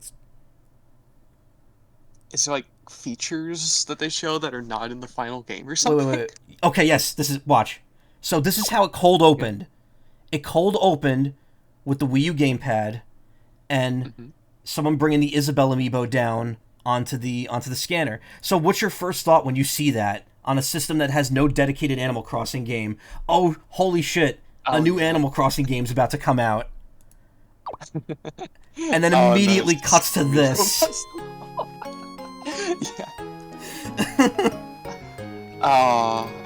And everyone's disappointment was It's the most deflating thing ever. Like the fact that Nintendo thought this was a good idea before making any sort of like official Animal Crossing game. Also, seeing KK Slider stand up is like a very awkward cursed thing. It's also funny because it's only then that you realize that he's like the only naked character in the series. Yeah. Because like literally everyone else wears clothes, but because he's always sitting down with a guitar in front of him, you don't realize he's naked. Yeah, it's kind of funny. He played a board game video game and had a lot of fun. It's so weird how like it has some really good games on it, but it's like missing every crucial type of game that Nintendo has to have for a system. Yeah. Like, no 3D star collecting Mario game, no exclusive big Legend of Zelda game. Nope. I mean, Breath of the Wild was going to be that, but it ended up being, you know, dual release. I mean, Most people just technically bought on the it Switch. does have a big exclusive game, Wind Waker HD, because they refused to release that, and now it's probably never happening again, because Wind Waker is going to be on the NSO instead. Yeah. Which But it's not like a sucks. new game. That's like the version of the game I want to play. I might have to see if I could get like a Wii U emulator to run that, because I really do want to play that at some point. I think that runs just fine on emulators. Yeah. Like, I don't know if my computer's powerful Wii U enough to emulators pretty emulate robust. Wii U though. I think my computer might be a bit too. Hold on. There's that same. I always forget what your specifications are. It's like anytime that Walmart like logo pops down. Splort. Great value. Can you hear that on my end or no? What CPU do you have again? Sorry, what? What CPU and GPU do you have again? I think it's an RTX 2070. I'd have to look. I think it's a It's just your 2070. task manager. Because at the time I got it. Yeah. It was like the second best one. Okay, hold on. And your CPU?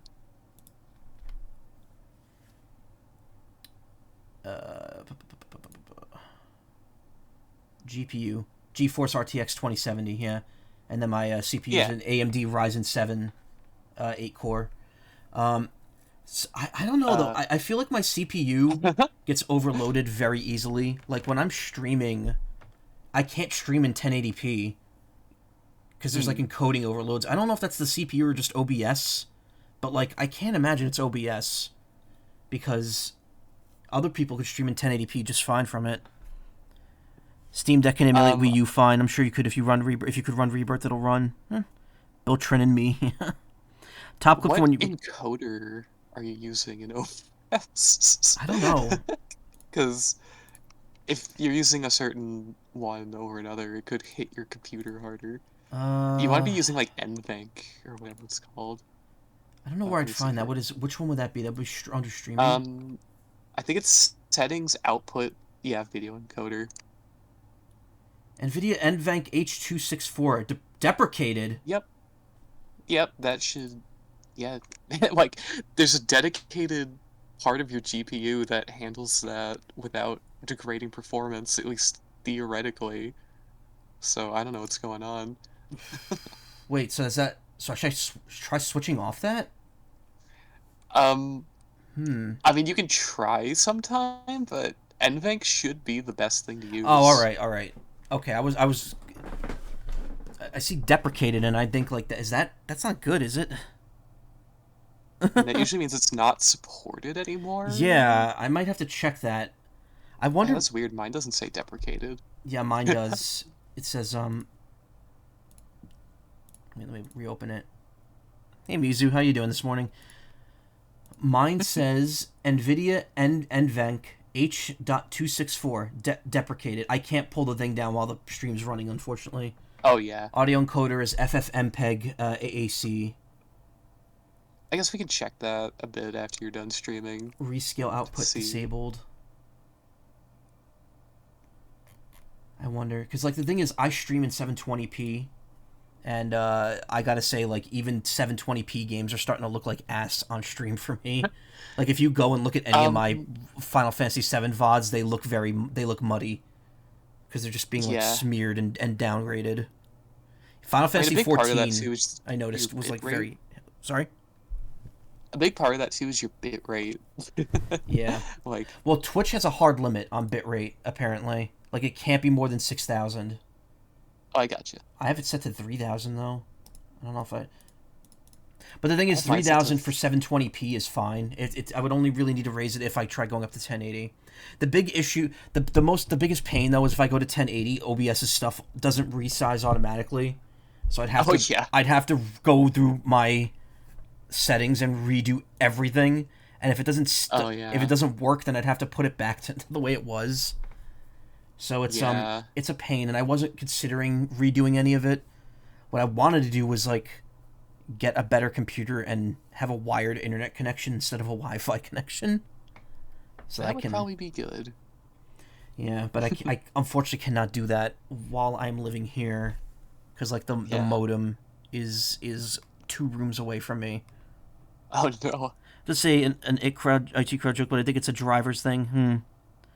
When was the last time you updated your drivers? You know what? I have no idea. You could create a copy of profile to adjust to 1080p so you could revert easier. True. Oh my gosh! If you haven't updated your GPU drivers in a while, I thought my computer just did that automatically. Damn it. It depends, but usually you have to like manually approve it. You know, I keep seeing a little little pop-up occasionally pops up after a few months. It's like your NVIDIA drivers can be updated. I'm wondering if it just never did that automatically. No, you have to initialize it because it makes your screen go black for a few seconds usually. Oops. Oh boy. Okay. Also, if you haven't updated your drivers like since Final Fantasy VII Rebirth came to PC, that could be why your performance is not too great. Oh, I mean, yeah, I guess so. I guess. I don't know. Like, Well, a bit can't worried. hurt to do it. I mean, not now, obviously, but Yeah. after you're done streaming. Ooh, Ugh. that's the sound you make when you're big. Yeah, me when I'm gigantic. Just. I don't have like the standard transitions for this form on this thing. I mean, I could use it, but like, oh, actually no, it kind of mostly works. It just doesn't have the little like extra GIF attached to it. Also, now that I've oh wait, no, it's like something broke with it though. I was gonna say now that Uh-oh. now that I've finished with FF7 Rebirth, I wonder if I could like crank the FPS on this PNG tuber back to what it was before, so it doesn't look weird. But I think because it was like on 120 FPS before, and I just don't think that works like the same way it used to. Like for the normal models, yeah, but like for the big model, yeah, it's just too like it used to not be this slow at 120. Godot is wildin'. You should frame limit it to 60. Yeah, I don't see any reason to go above 60. But like the thing is, with Final Fantasy VII Rebirth running, it was like this because this runs on Godot, so it was just chugging. It just wasn't working right. Hey, Neat Dreams, how you doing? Oh, we're all right. We're just we were discussing Mario Kart. Now we're just kind of fucking around. Oh yeah. It is after 10:30. Just chilling. We should probably wrap it up soon, actually, because I don't know like what else we could talk about, and I have stuff I should be doing. Oh, by the way, if anyone's wondering, FF7 Rebirth already gone for my PC, so there is no chance I'm revisiting that game anymore. I was like, I'm tempted to maybe log back in and see if there's something I want to do, and then I was just like, nope, you know what, uninstall. Reclaim that 150 gigs, get it out of my life. I have opinions on the game, and I'm gonna talk about them. I'm gonna do like a bonus stream where I watch all the dates, like the gold saucer dates that I didn't see, and when I do that, I'm probably also gonna kind of give some in-depth like opinions on it, because now that I've sat on the ending for a day and a half, I definitely have stronger feelings about how the game ended, and I don't want to talk about that now because obviously this is not it's not FF7 and people may not know how Rebirth ends, so I kind of don't want to spoil it for anyone who's watching this that hasn't played it. Can you date Kate Sith? Technically, yes, you can during the Chapter 12 date. If your affection with everyone else is like in the gutter, you go out with Kate Sith, Vincent, and Sid at the same time. Ooh. You kind of just have like a boys' night out where like the losers just all kind of hang out together.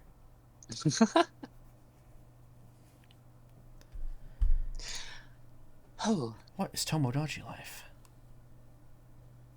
Quest for the Amiibo. I'd like to discuss one more very random, not related thing. Okay. Hold that thought for just a second, though. 1 second. Okay.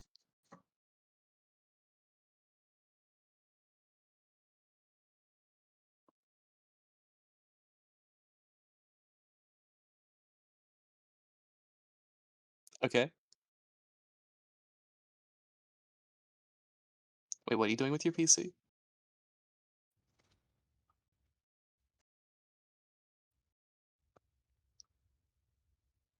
You got far away.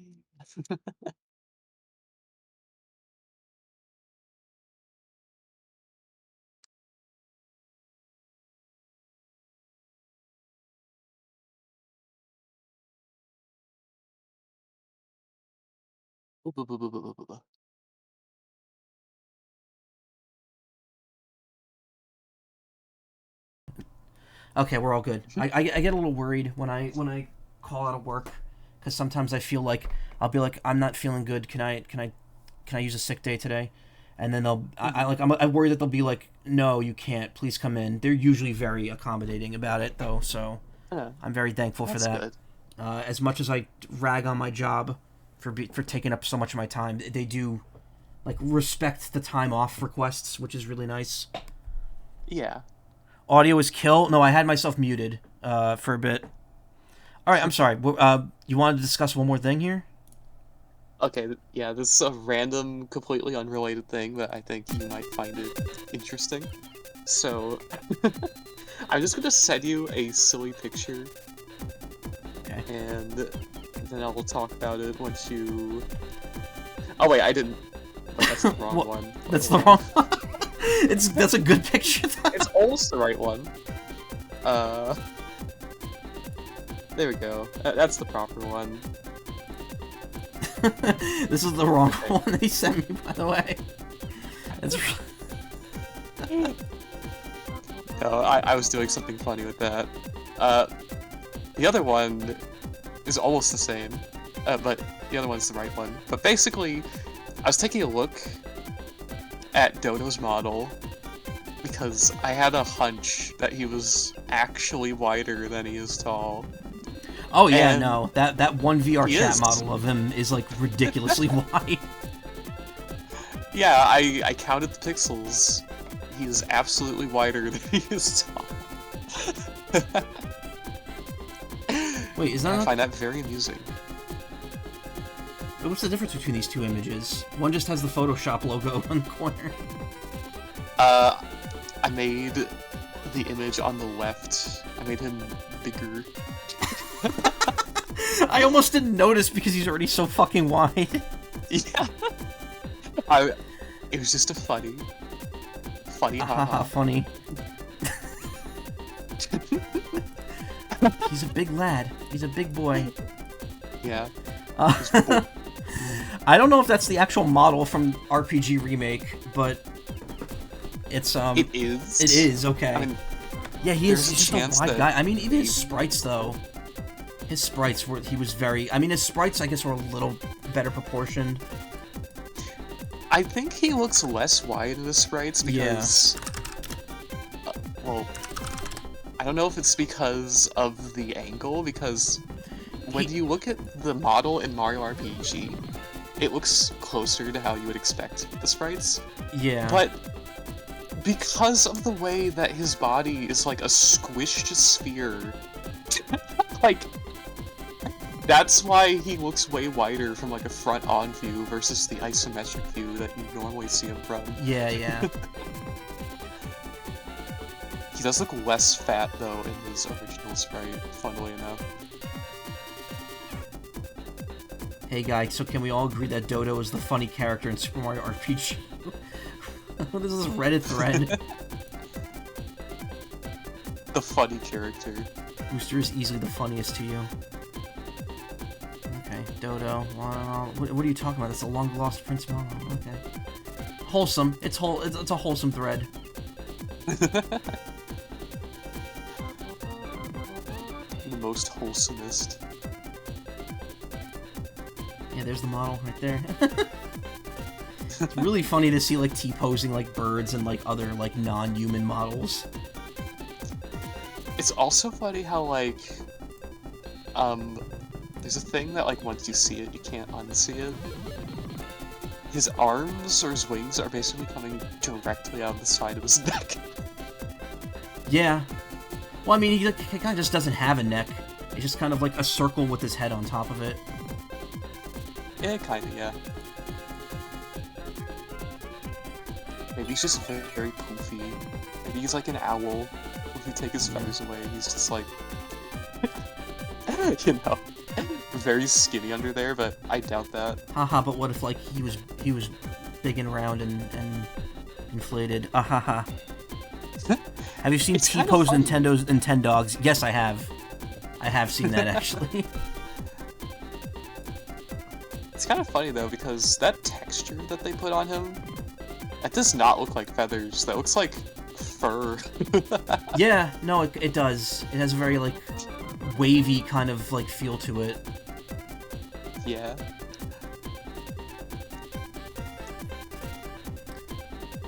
Very funny. Yeah. Funny haha bird.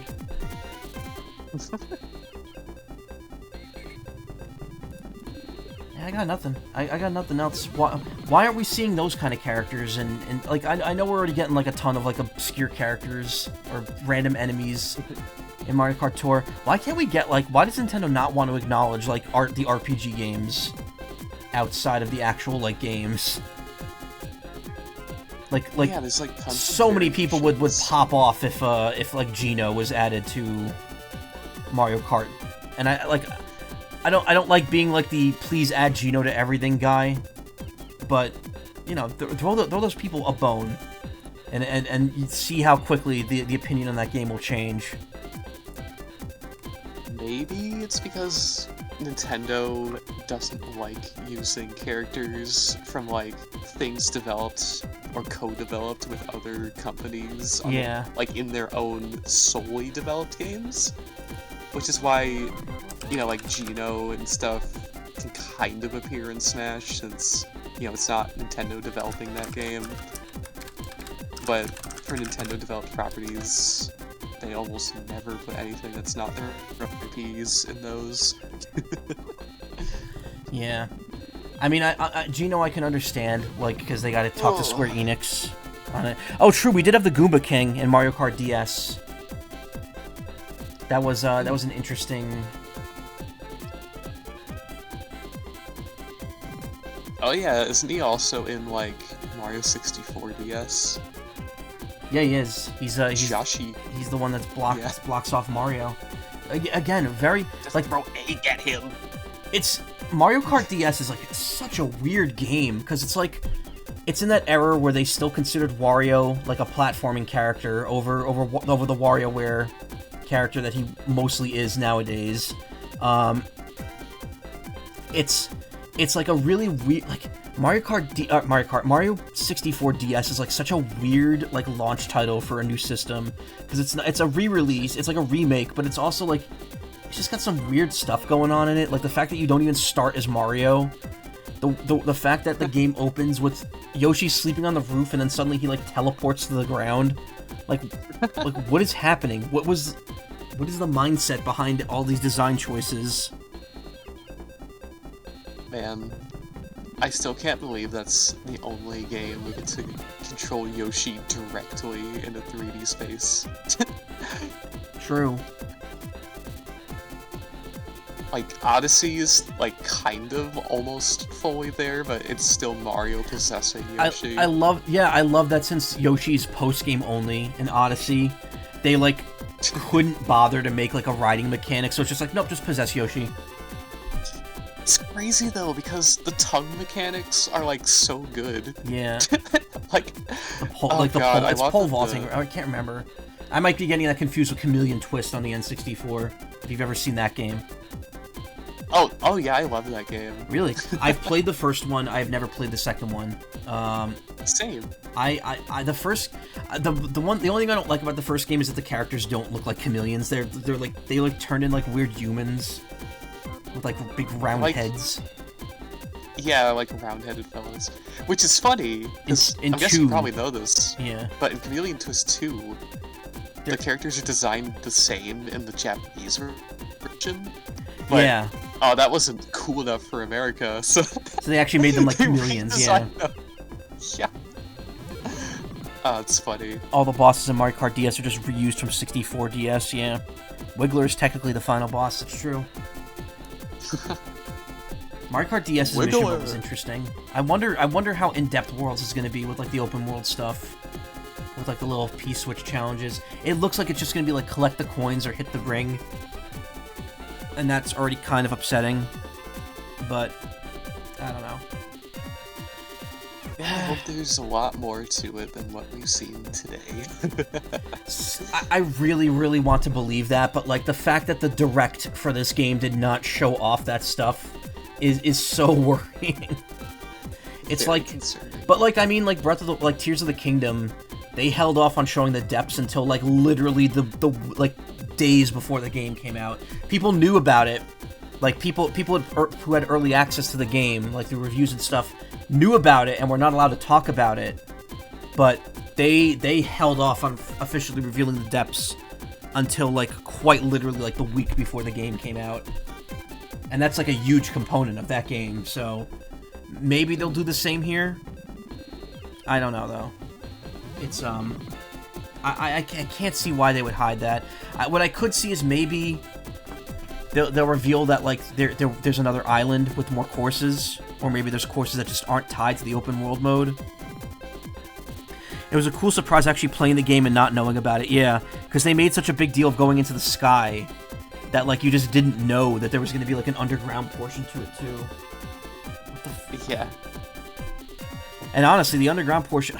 I don't know, I criticized both of them. The sky was cool, but so empty, and meanwhile, the underground portion was big, but it was so repetitive, too. There was, like, outside of the ruins, there was not a ton to do down there.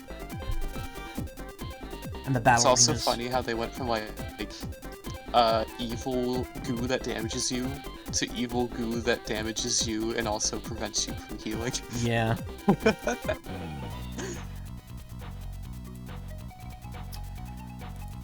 Yeah, they just escalated it. Nintendo loves their evil goo. Yeah, they do. Like Mario. Like goop. Yeah, like Bowser's Fury also had evil. That's goo. true. Yep, Bowser's Fury had it. It's funny too, because Shadow Generations Shadow Generations is literally just Bowser's Fury, but Sonic. Because like, wait, really? Because after you finish the first like 2 stages of Shadow Generations, the whole world map unlocks, and it's literally like the same thing. It's like a giant water-filled world map that you can like ride around on with like a special like kind of. It's like the Manta Eel from Mario Galaxy, but like it's like Shadow like generating it with like his chaos energy, and it literally has spots on the map in the water where like the water is instead just black goop that like if you step in it, like you just slow down and you can't move because you're meant to use like a different ability in it. But it's like literally the same as Bowser's Fury, where like you go to the edge of an area and there's just like damage goop everywhere. It's really funny. It's so weird. I feel like that game dropped without too much people talking about it. But I've heard nothing but good things about it. Which one? Bowser's Fury or Shadow Generations?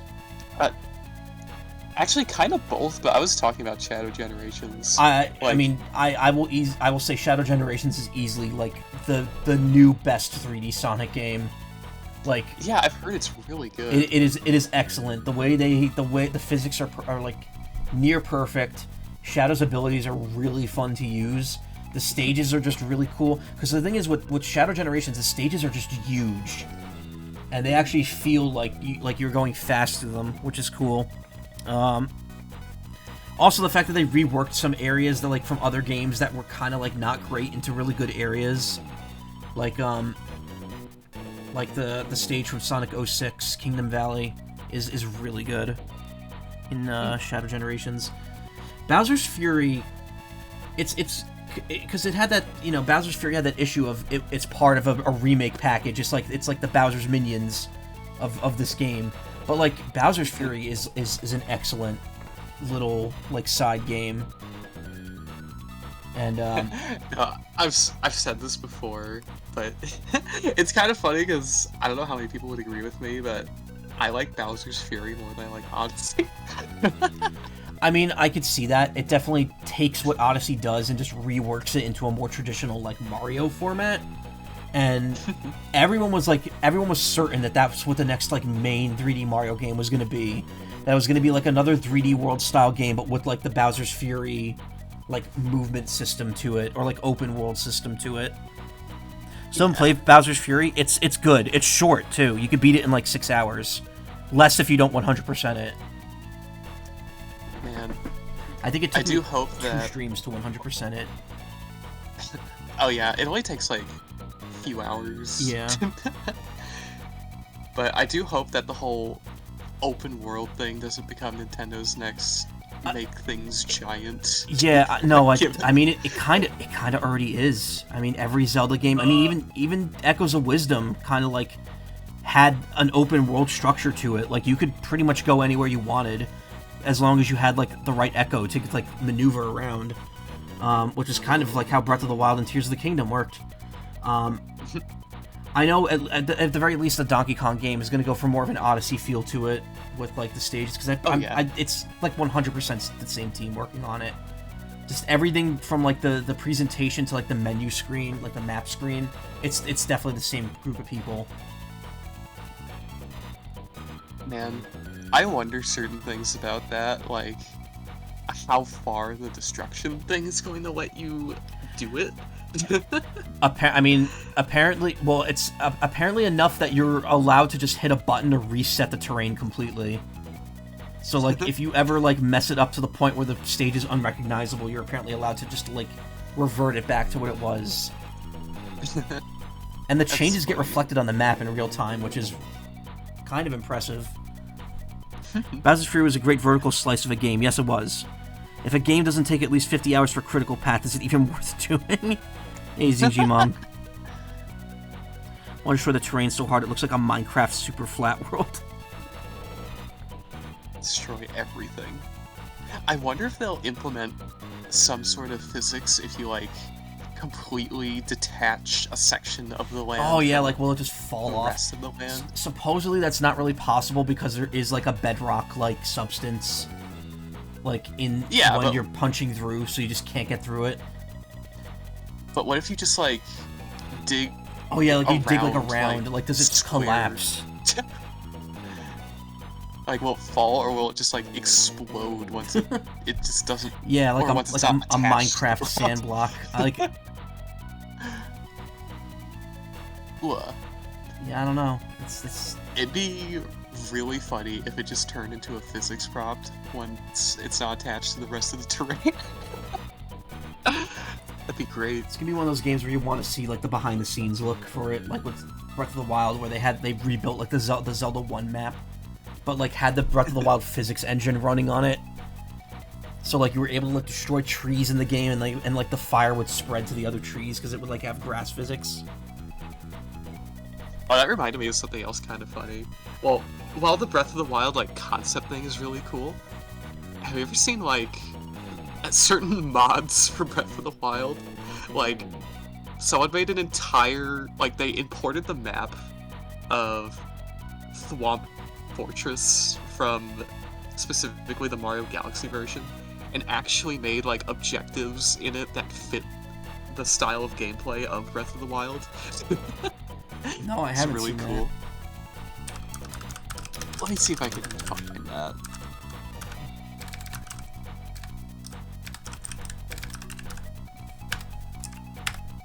Wait, just look it up. 64th Thwomp's Fortress recreated in Breath of the Wild. Yeah, that's the one. Yes, I think it is. Mod created by Waikuteru. I think it had like 3 objectives, if I remember right, but they're tailored towards this game's movement engine to a degree. And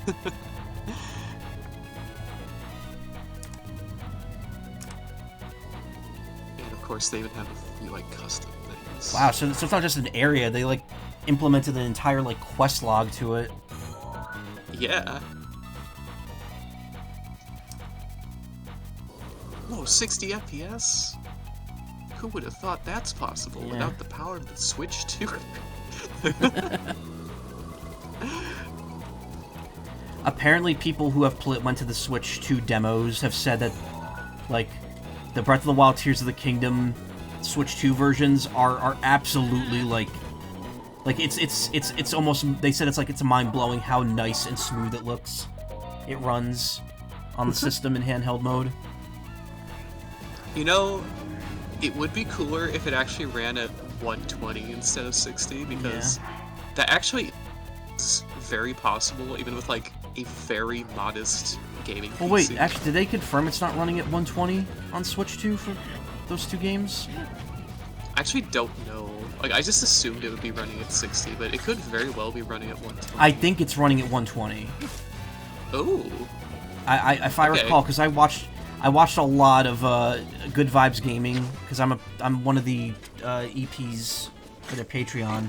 Or they don't really use EP anymore. It's like now Gold member, which I'm like, that doesn't sound as cool. It makes me sound like I'm just like, it makes me sound like what it is, me buying a subscription.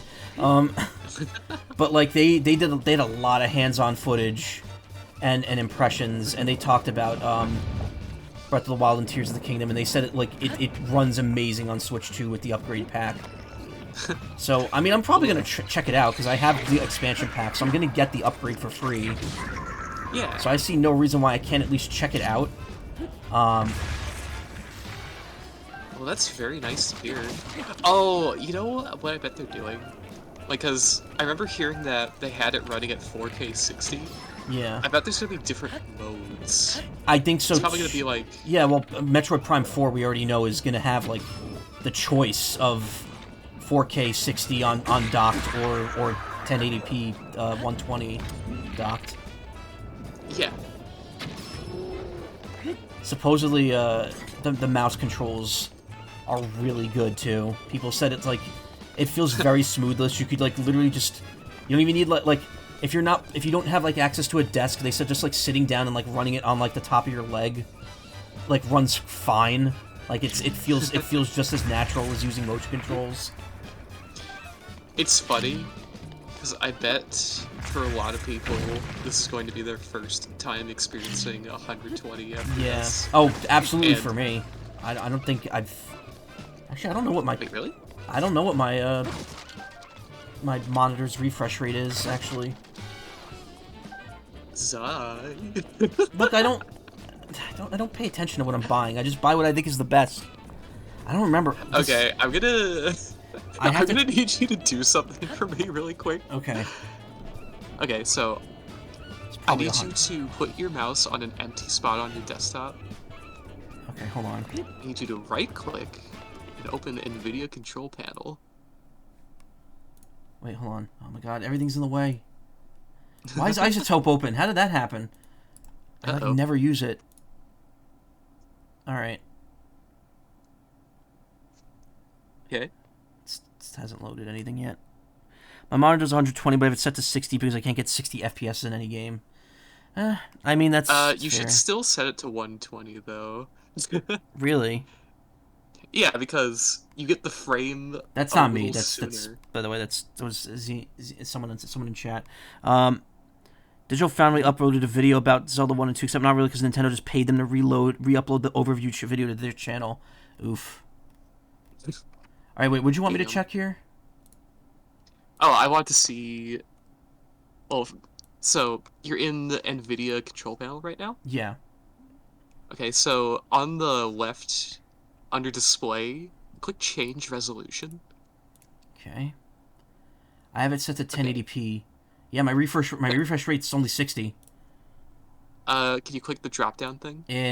59 and 50 are the only other options, unfortunately. This is not... Okay. Can you scroll where it says resolution, and are there other options for, like, 1080p? There's 1080p 1440 by 1080, but that's also not my aspect ratio. Like, the screen's a 1920 by 1080p screen, or 1080. Let me clarify, then. Are there any other options that specifically say 1920 by 1080, but are under, like, a different subcategory, like Ultra HD or PC? Nah, PC doesn't even list it's not, there's nothing under PC for it. Okay. And then it's already Ultra HD, HDSD. It's the native resolution. It's the highest it goes. Okay, because yeah, for some reason I have those weird subcategories too, and Ultra HD only lets me go up to 60. Whereas PC lets me go up to my monitor's actual refresh rate, which is, for me, 144. It doesn't, like, I'm clicking on the PC stuff, too. It does not look like it actually does that for me. Okay. It just looks like 60 is the cap. I guess after the stream, we can, like, mess with this a little bit, because... Well, actually, I could just look up your monitor's, like, model number, if you happen to have that. It's an HP 27ER. Again, I bought this in 2019, so, and I don't know if it was, I think I got it like on like a budget one, so I don't really think it's a big deal. It's a touchscreen monitor? No, I don't think so. No. Oh, cause that's just what happened, or when I looked up HP 27ER. 27ER FPS refresh rate. This is very silly. It looks like a spending standard stream time display. doing this. What? It probably doesn't have support for higher refresh rates. Yeah, no, it says refresh rate 60 right here. I bet you could push it to 75, but What's the point at that? Like, it's nothing's gonna run. It's like, why am I gonna run stuff at 75? I barely ever get stuff running at 60, a steady 60. So it's like not worth it.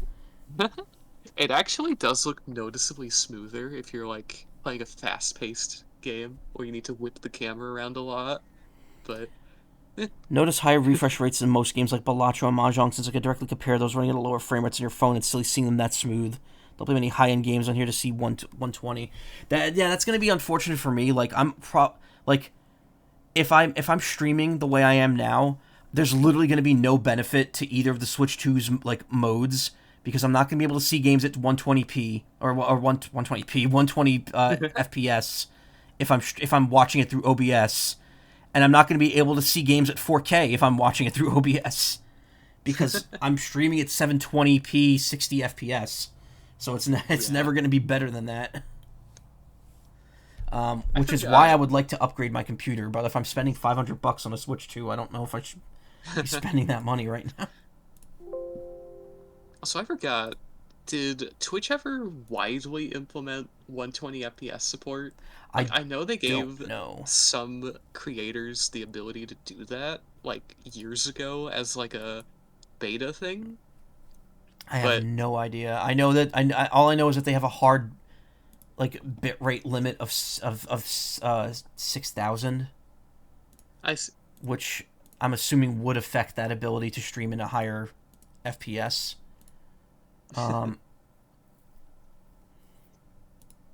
Yeah, 120p.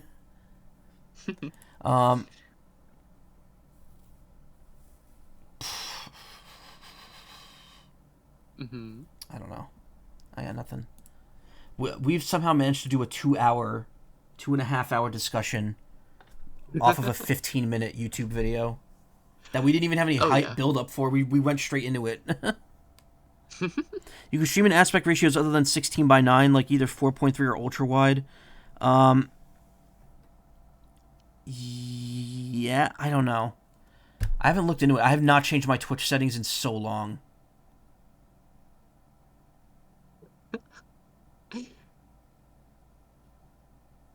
Sent you something silly that I saw.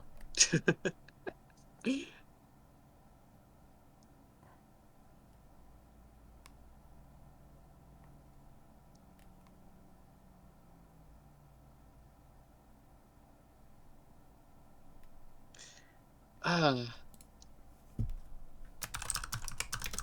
also wonder if Mario Kart's World will be able to run at 120, but my guess is probably no. They'll probably just keep it at 60. Ooh.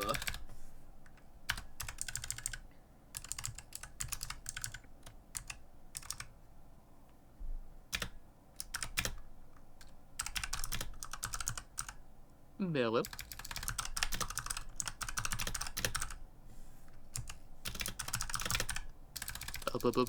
Sorry, what was that? Oh, I was just saying, I wonder if Mario Kart World will run at 120, but probably not if I had to guess. I'll probably keep it at 60 for, well, just simplicity. I don't know. I've been told that people saw that there were like frame rate dips in it, so I don't know if it's gonna aim for 120. Ooh, that's a little bit of an oof. Yeah, I don't know. Sorry, I was responding to a message. When watching Twitch on your ultra-wide monitor, the viewport looks like it could fit in an ultra-wide stream, but it would be insane if anyone actually streamed like that. Yeah, I think it would be extremely unappealing, because most people would not support that. Man, I saw the ultra-widest of monitors when I went to Best Buy not too long ago. It was like 3 screens worth of screen. It's absolutely ridiculous. Ugh.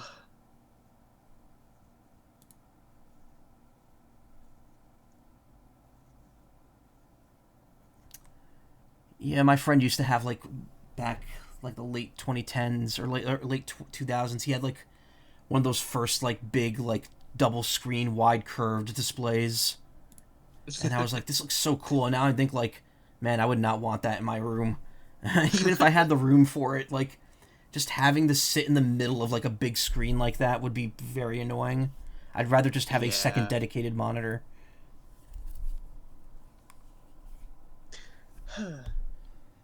All right, I think we've kind of rambled enough here. I don't think there's much else to really talk about. Ramble. I mean, that's what I call whenever I start streaming. That's like what I do before the stream. If I talk, I call it the pre-stream ramble. Yeah.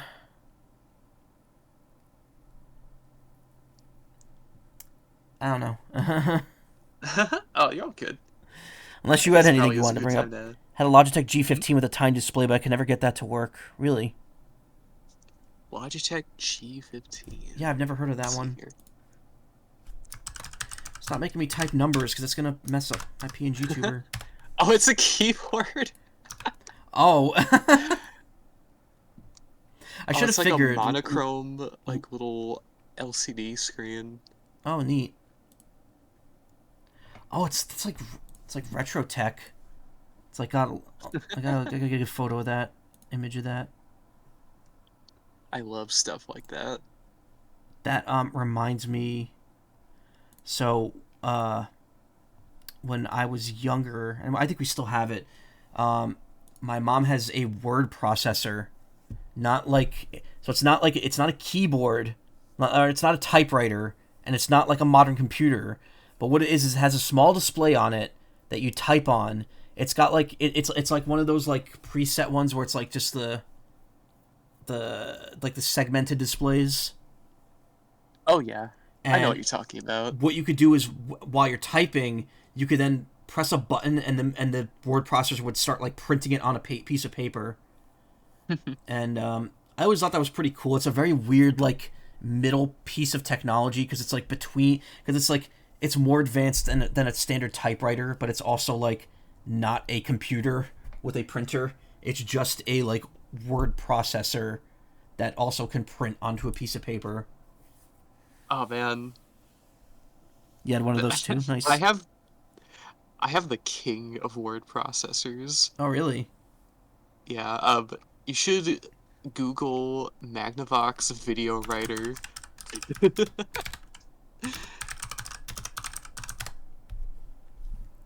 It's very cool. Oh, that looks even older than the one we have.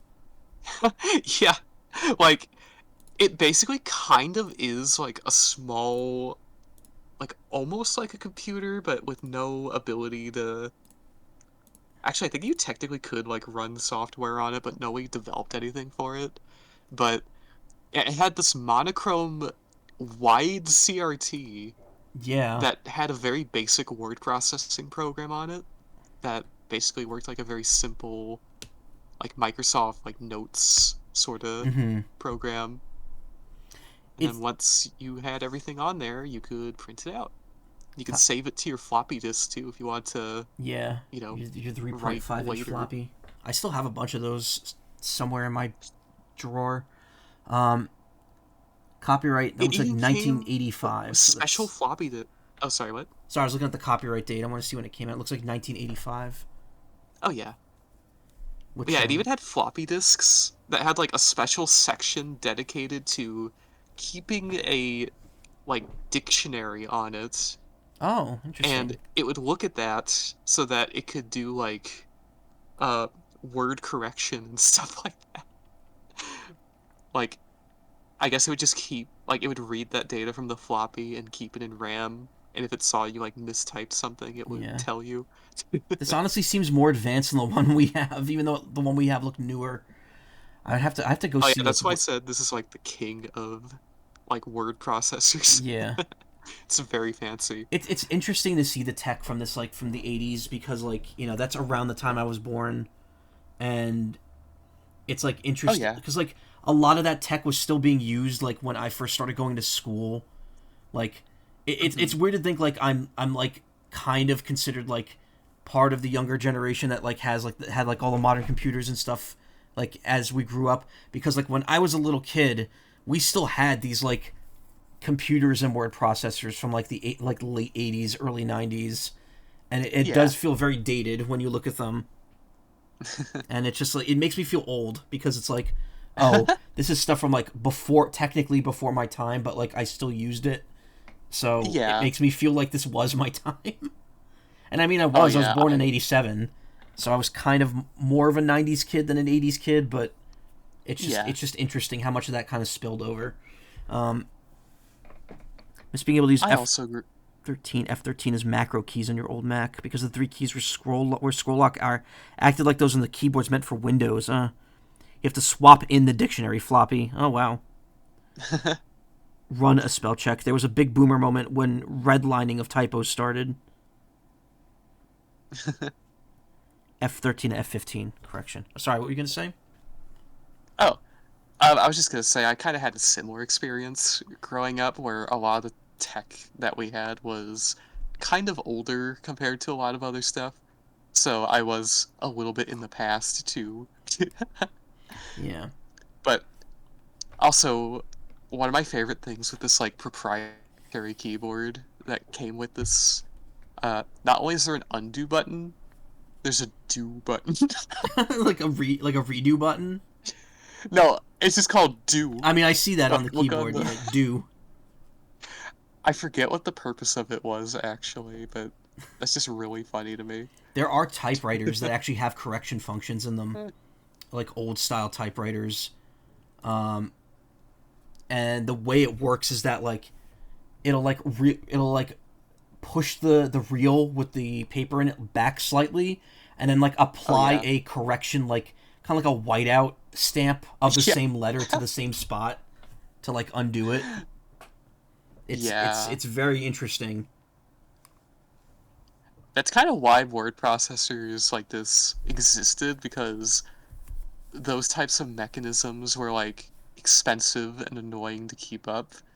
So being able to have it all written out digitally here before you print it and make corrections there is a very nice thing to be able to do. Yeah, you know, like the technology at the time, just allowing like a lot, because again, it's, you know, it's a big deal, because, you know, the error correcting typewriters, those weren't exactly commonplace. So moving to like these word processors that are able to like undo the mistakes, so then you don't have to retype the entire thing. They were like it was a huge selling point at the time, especially since computers, you know, home computers weren't really, you know, as prevalent as they are now. Yeah. Like home. It's very cool to see like the increments in convenience. Yeah. It's interesting, like, because like the first piece of tech I ever really had as a kid was an NES, and I thought that was like here's the thing, as a kid, you know, I didn't think about the history, I didn't think about when things came out. I thought that was just like the new thing at the time. Like I didn't realize that like when I got it in like 1990 or 1989, I think I was 3 when I got it, so it was like 1990. I didn't realize I was already 5 years old at that point. I thought it was just some cool new thing, because like after that the Super Nintendo came out, and then everything else came out, and like I thought that like the NES was like the beginning of video games. Like for the longest time I'm like, oh, this is so cool, I got to be part of this new thing that's starting. It's like, no, Nintendo's done video games before the NES, and I've been other companies that have done video games much earlier than that. Oh yeah.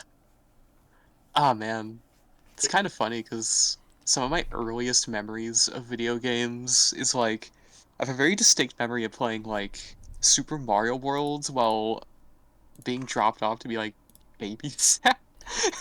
I have a weird memory of that, of like something like that too.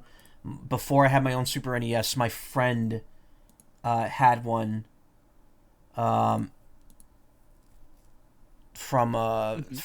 they had their own with Mario World in it. Sorry, I got sidetracked there for a second. And I remember going over their house like one day before school and like playing it a little bit. And the thing is, though, when I think back to when I played it at their house, I in my mind I remember a level in the game that does not exist because it's like I remember it's like it was Forest of Illusion, and it was like a level where there was just like a big gap in the ground, like you know in like Mario Brothers like 8-1, like when you get to the end of the level, there's like that part where you have to make like the long jump onto like a single block with like another jump afterwards. Yeah. I seem to remember, like, in my mind, my memory of playing Mario World at my friend's house had a gap like that in that level. It was like a Forest of Illusion level, but like with a huge gap that I couldn't cross. And when I tried, I fell in and died. And then that was when we had to stop playing and go to school. And as far as I could tell, there is no level like that in Mario World. Interesting. Unless every copy of Mario World is personalized, but who can say, really? Oh my gosh, I have a thing that drives me freaking up a wall because, like, I know this is real and it happened, but everyone else that I've talked to about this is like, okay, that shouldn't even be possible because of all the... Tell me, because I have another one, too, that I want to throw out there. Okay, so, went to, I think it was like a cousin's house when I was pretty young. They had Super Mario 64 and an action replay with a bunch of really weird codes that weren't like default codes, but ones that they must have like found online and like put in themselves. And I swear, there was a code that made it to where when you go inside of the entrance to Princess Peach's secret slide, like, you know how you can hang off the ledge next to the stained glass windows before actually going in? Yes. Like, it's big enough of a ledge to hang off of it? Yes. There's a code that made Mario pull himself up a little bit, kiss the window with, like, a kissy noise, and then go back down. I swear this is a real thing. I mean, I could potentially, like, the kissy noise thing, like, kind of throws it off, but I could absolutely see that being a thing. Like, he pulls himself up, but because, like, the physics are kind of off, he, like, falls back down and grabs it. Because that happens in-game. Yeah, the thing is that, like, the things that make this very unlikely is that to program, like, Mario's get-up animation to, like, stop halfway, then come back down in, like, a single, you know, Game Shark code seems like a heck of a lot of effort. But also, you know, there's limited noise samples in that game, and I can't remember any noise in there that would sound like a kissing noise, even if you, like, sped it up or slowed it down, so I just don't know. But I swear it happened. I mean, you know, you get those vivid memories of, like, the very specific things happening as a kid, and it's like, Yeah. You just, like, don't think, like, maybe I was mistaken in it, but, No, this one is, like, too concrete. Like, it does not feel like something that I just, like, dreamed or something, but... Plus, I think it was one of those Game Sharks, like, I have one where I'm pretty sure it had a slot where you could put in, like, a freaking... What were those cards called before SD cards? They're called, like, just flash cards, I think. They were a lot bigger. yeah. They're, like, a different pinout. Yeah, flash cards, like for Game Boy and stuff. Like, yeah, I think you could, like, slot one of those in, where the idea is you could download codes off, like, onto that card directly from your PC. Yeah. And then load it into the thing, so... Yeah, I think Game Shark or Game Genie, whatever was on the N64, could do that. You could probably, like, put it through the controller slot on the controller. Yeah, PCM so that CIA. allowed for a lot bigger of codes without manually punching them in. So, it's feasible, but I want to find this code. Like, I've looked for it before, and I never found anything. Can see the sound of some enemies dying slowed down, sounding like a kiss noise. Maybe. Compact flash. I have one, and this is probably me just confusing it with another sound effect. You know in Yoshi's Island when Yoshi's like goes to eat something, and like it doesn't work, and you just hear like like he makes that noise. Yeah. That one. Can you hear that? What, you go, eh. Oh no, I'm playing the sound effect. You can't. Oh, that's right. You probably can't hear my internals. Oh, I could turn on your stream volume really quick. That noise. Let's see. It's about to happen. Oh, yeah, I know that noise. For some reason, I seem to remember that sound being extended, and it actually being him going like, like, like it's not that long, but like it's like that sound goes up like an octave and then goes back down. Like, but and it's like stretched out over like a second or so. But I don't think, but that's apparently not the case because that's as long as the sound effect is in the game files.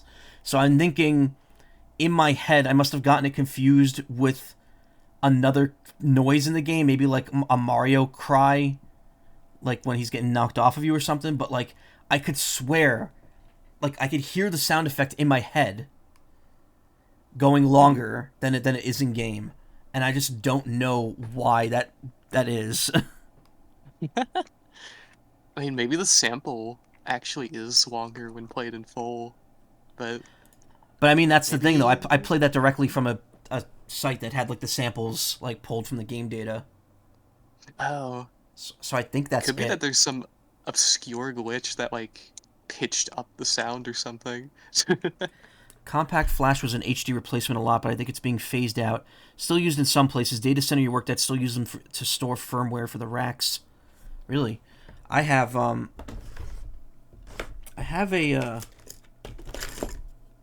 Oh, wait, no, mine doesn't have this. I said I have an micro SD reader slot for my, like a USB for my PC. I wonder if micro SD Express can be used in this thing. That's going to be frustrating if I can't. There's one of them that takes, like, RF cards or AF cards or something like that.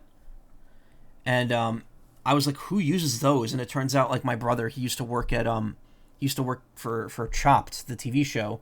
And apparently they use those memory cards to, like, store, like, video data.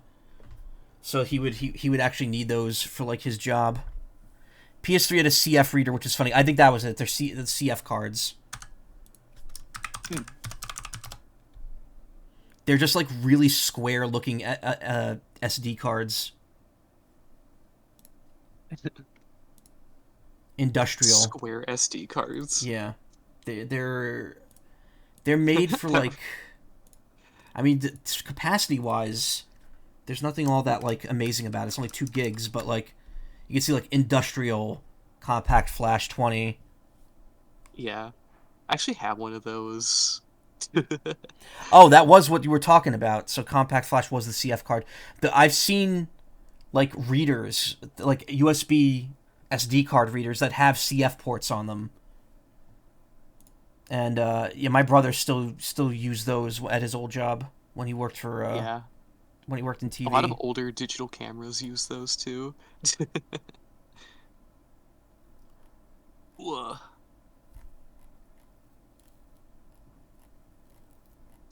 There's a lot of really weird, obscure, storage formats out there. Yeah. I mean, people still swear by people still talk about, like, Betamax and stuff like that. That's, like, it's interesting because, like, Betamax was, like, a better format than VHS. It's just that, VHS, I think it was they had, like, better backing for, like, their marketing and stuff. They had more companies behind them. So that just ended up becoming, like, the standard over Beta. Yeah, mostly.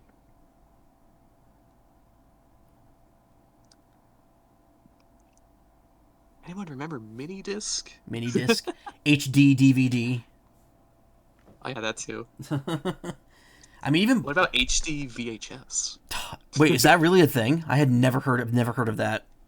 Yes, and they actually are, like, ridiculously high quality for the time. DVHS. That's it. Nothing too impressive looking about it. It literally just looks like it's just a it just looks like a VHS tape. They're actually higher quality than DVDs, I believe, which is kind of funny. That's ridiculous. The fact they're able to do that with like a real format, like an analog format. I had something else in my brain here, and I forgot where it went. I mean, I guess you could say even Blu-rays are becoming like outdated formats now. Just physical media in general is just really on the downturn. YouTube of a video on HD on VHS. Really, I should check that out. For retro machines, we've been using CFs instead of hard drives, but I think they're moving to SSD on card. Oh, I think they're more reliable when it comes to long term compared to the SSD format. Was mini discs those discs in the little cartridges sort of like PSP UMDs? As a kid, I had a music player that used those. I think so. Yeah. I mean, on that note, just the concept of UMDs in general are really funny. Just like Universal Media Disc. Meanwhile, it only works on the PSP. Oh yeah. It's like why are you calling it a Universal Media Disc then, if it only works on one system? A neat little holder for UMDs. I would not want to store them like that though, because the backs are still exposed. since the thing doesn't cover the whole disc. Also, if you think 2 gigabytes being not that impressive makes you crumble into dust, you should look up the maximum capacity of SD cards now. Yeah. Which are like literally the size and barely thicker than like your thumbnail. Yeah.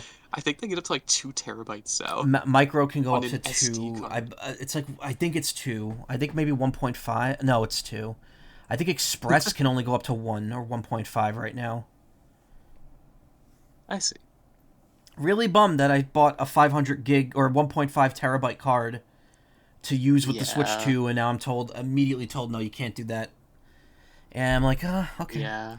I doubt I'm going to be filling up the 256 gigs right away, so I don't need to rush to get an Express HD card or Express SD card.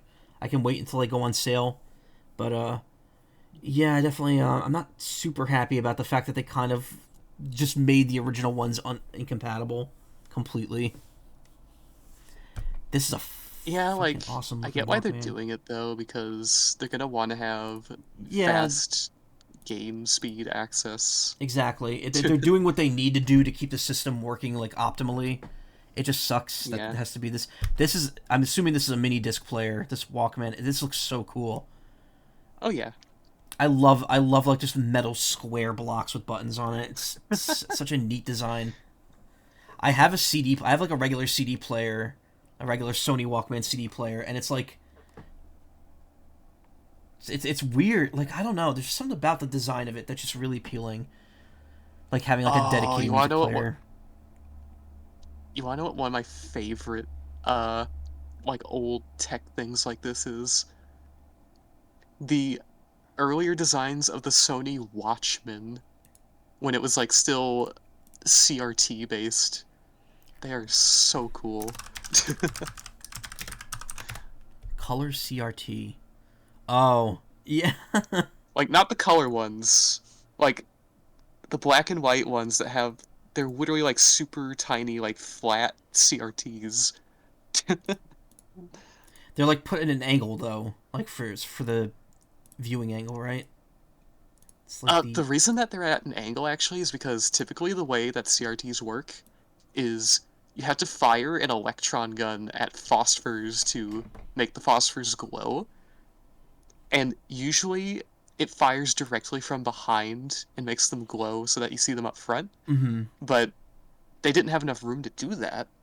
So what they did is they put the screen at a slight angle so that they could still fire the electron gun up from below. And since the screen is angled, it could still hit everywhere it needed to. That's interesting. It's very cool. Those dials on the bottom floor. Yeah. A lot of these actually directly accepted composite video input too, so you could still use them today.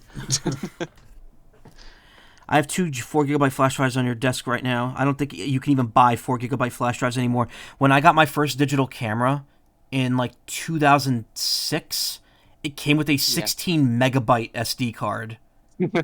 And back then, if you wanted like a 256 megabyte card, it was like $30. Whereas now, like $30 can get you like several gigs. They don't even sell them that cheap. Like they don't even sell them that low anymore. Like now for like less than $100, you're getting like over a terabyte. Yeah, I actually recently bought an M.2 like NVMe hard drive for my PC because I was getting low on storage. It was $60 for 1 terabyte. Very good. Yeah, it's pretty decent. I just think it's funny that I have, because I still have it. I still have that SD card that has 16 megabytes on it.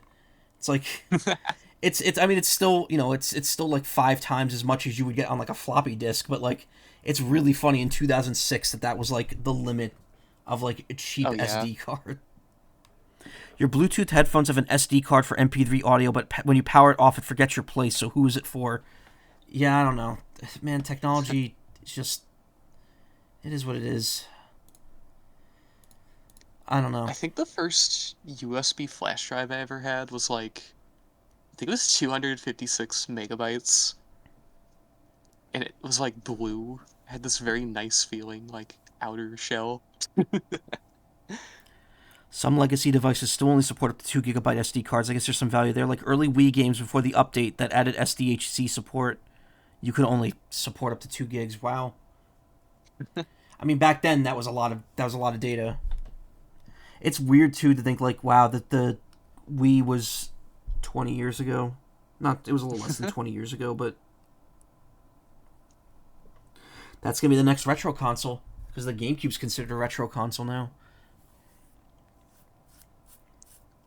See, like that makes me feel like that makes me crumble into dust when I realize that the Wii is like 2 years away from being a retro console. I think from the time Mario 3 released to the time the GameCube released is actually less time from the GameCube being released to now. I felt the same way when Mario 3D All-Stars came out. I felt the same way looking at the release dates for 64, Sunshine, and Galaxy, because I was like, from 64 to Sunshine, it doesn't seem like that long of a gap, but then you realize it's like only 11 years between 64 and Galaxy. And it's like, wow, we really changed a lot in like literally just a decade, going from then to there. I wish Nintendo would put out more like mainline 3D Mario games. Feels like they come so rarely. Yeah. I mean, Odyssey, like, the Odyssey team's likely working on Donkey Kong, so I don't think that's happening, but, like, I don't know. I mean, I'm assuming we're getting one, but it's not getting one now. Everyone assumed it was going to be, like, the year 1 Switch 2 game, but I think they, it's weird because, like, clearly Donkey Kong is, like, it's a big deal for them, but also, like, it's being sold at the $70 price point. It's coming out, like, a month after the Switch comes out and not during the holiday season. So it's kind of weird. I'm wondering if they have like a big game that they haven't announced prepared for the holiday season, or if they're going to try to let like Pokemon Legends kind of take it for them. Because I will say the prospect, I guess they could. The prospect of playing Pokemon Legends with like decent frame rate and resolution is pretty appealing.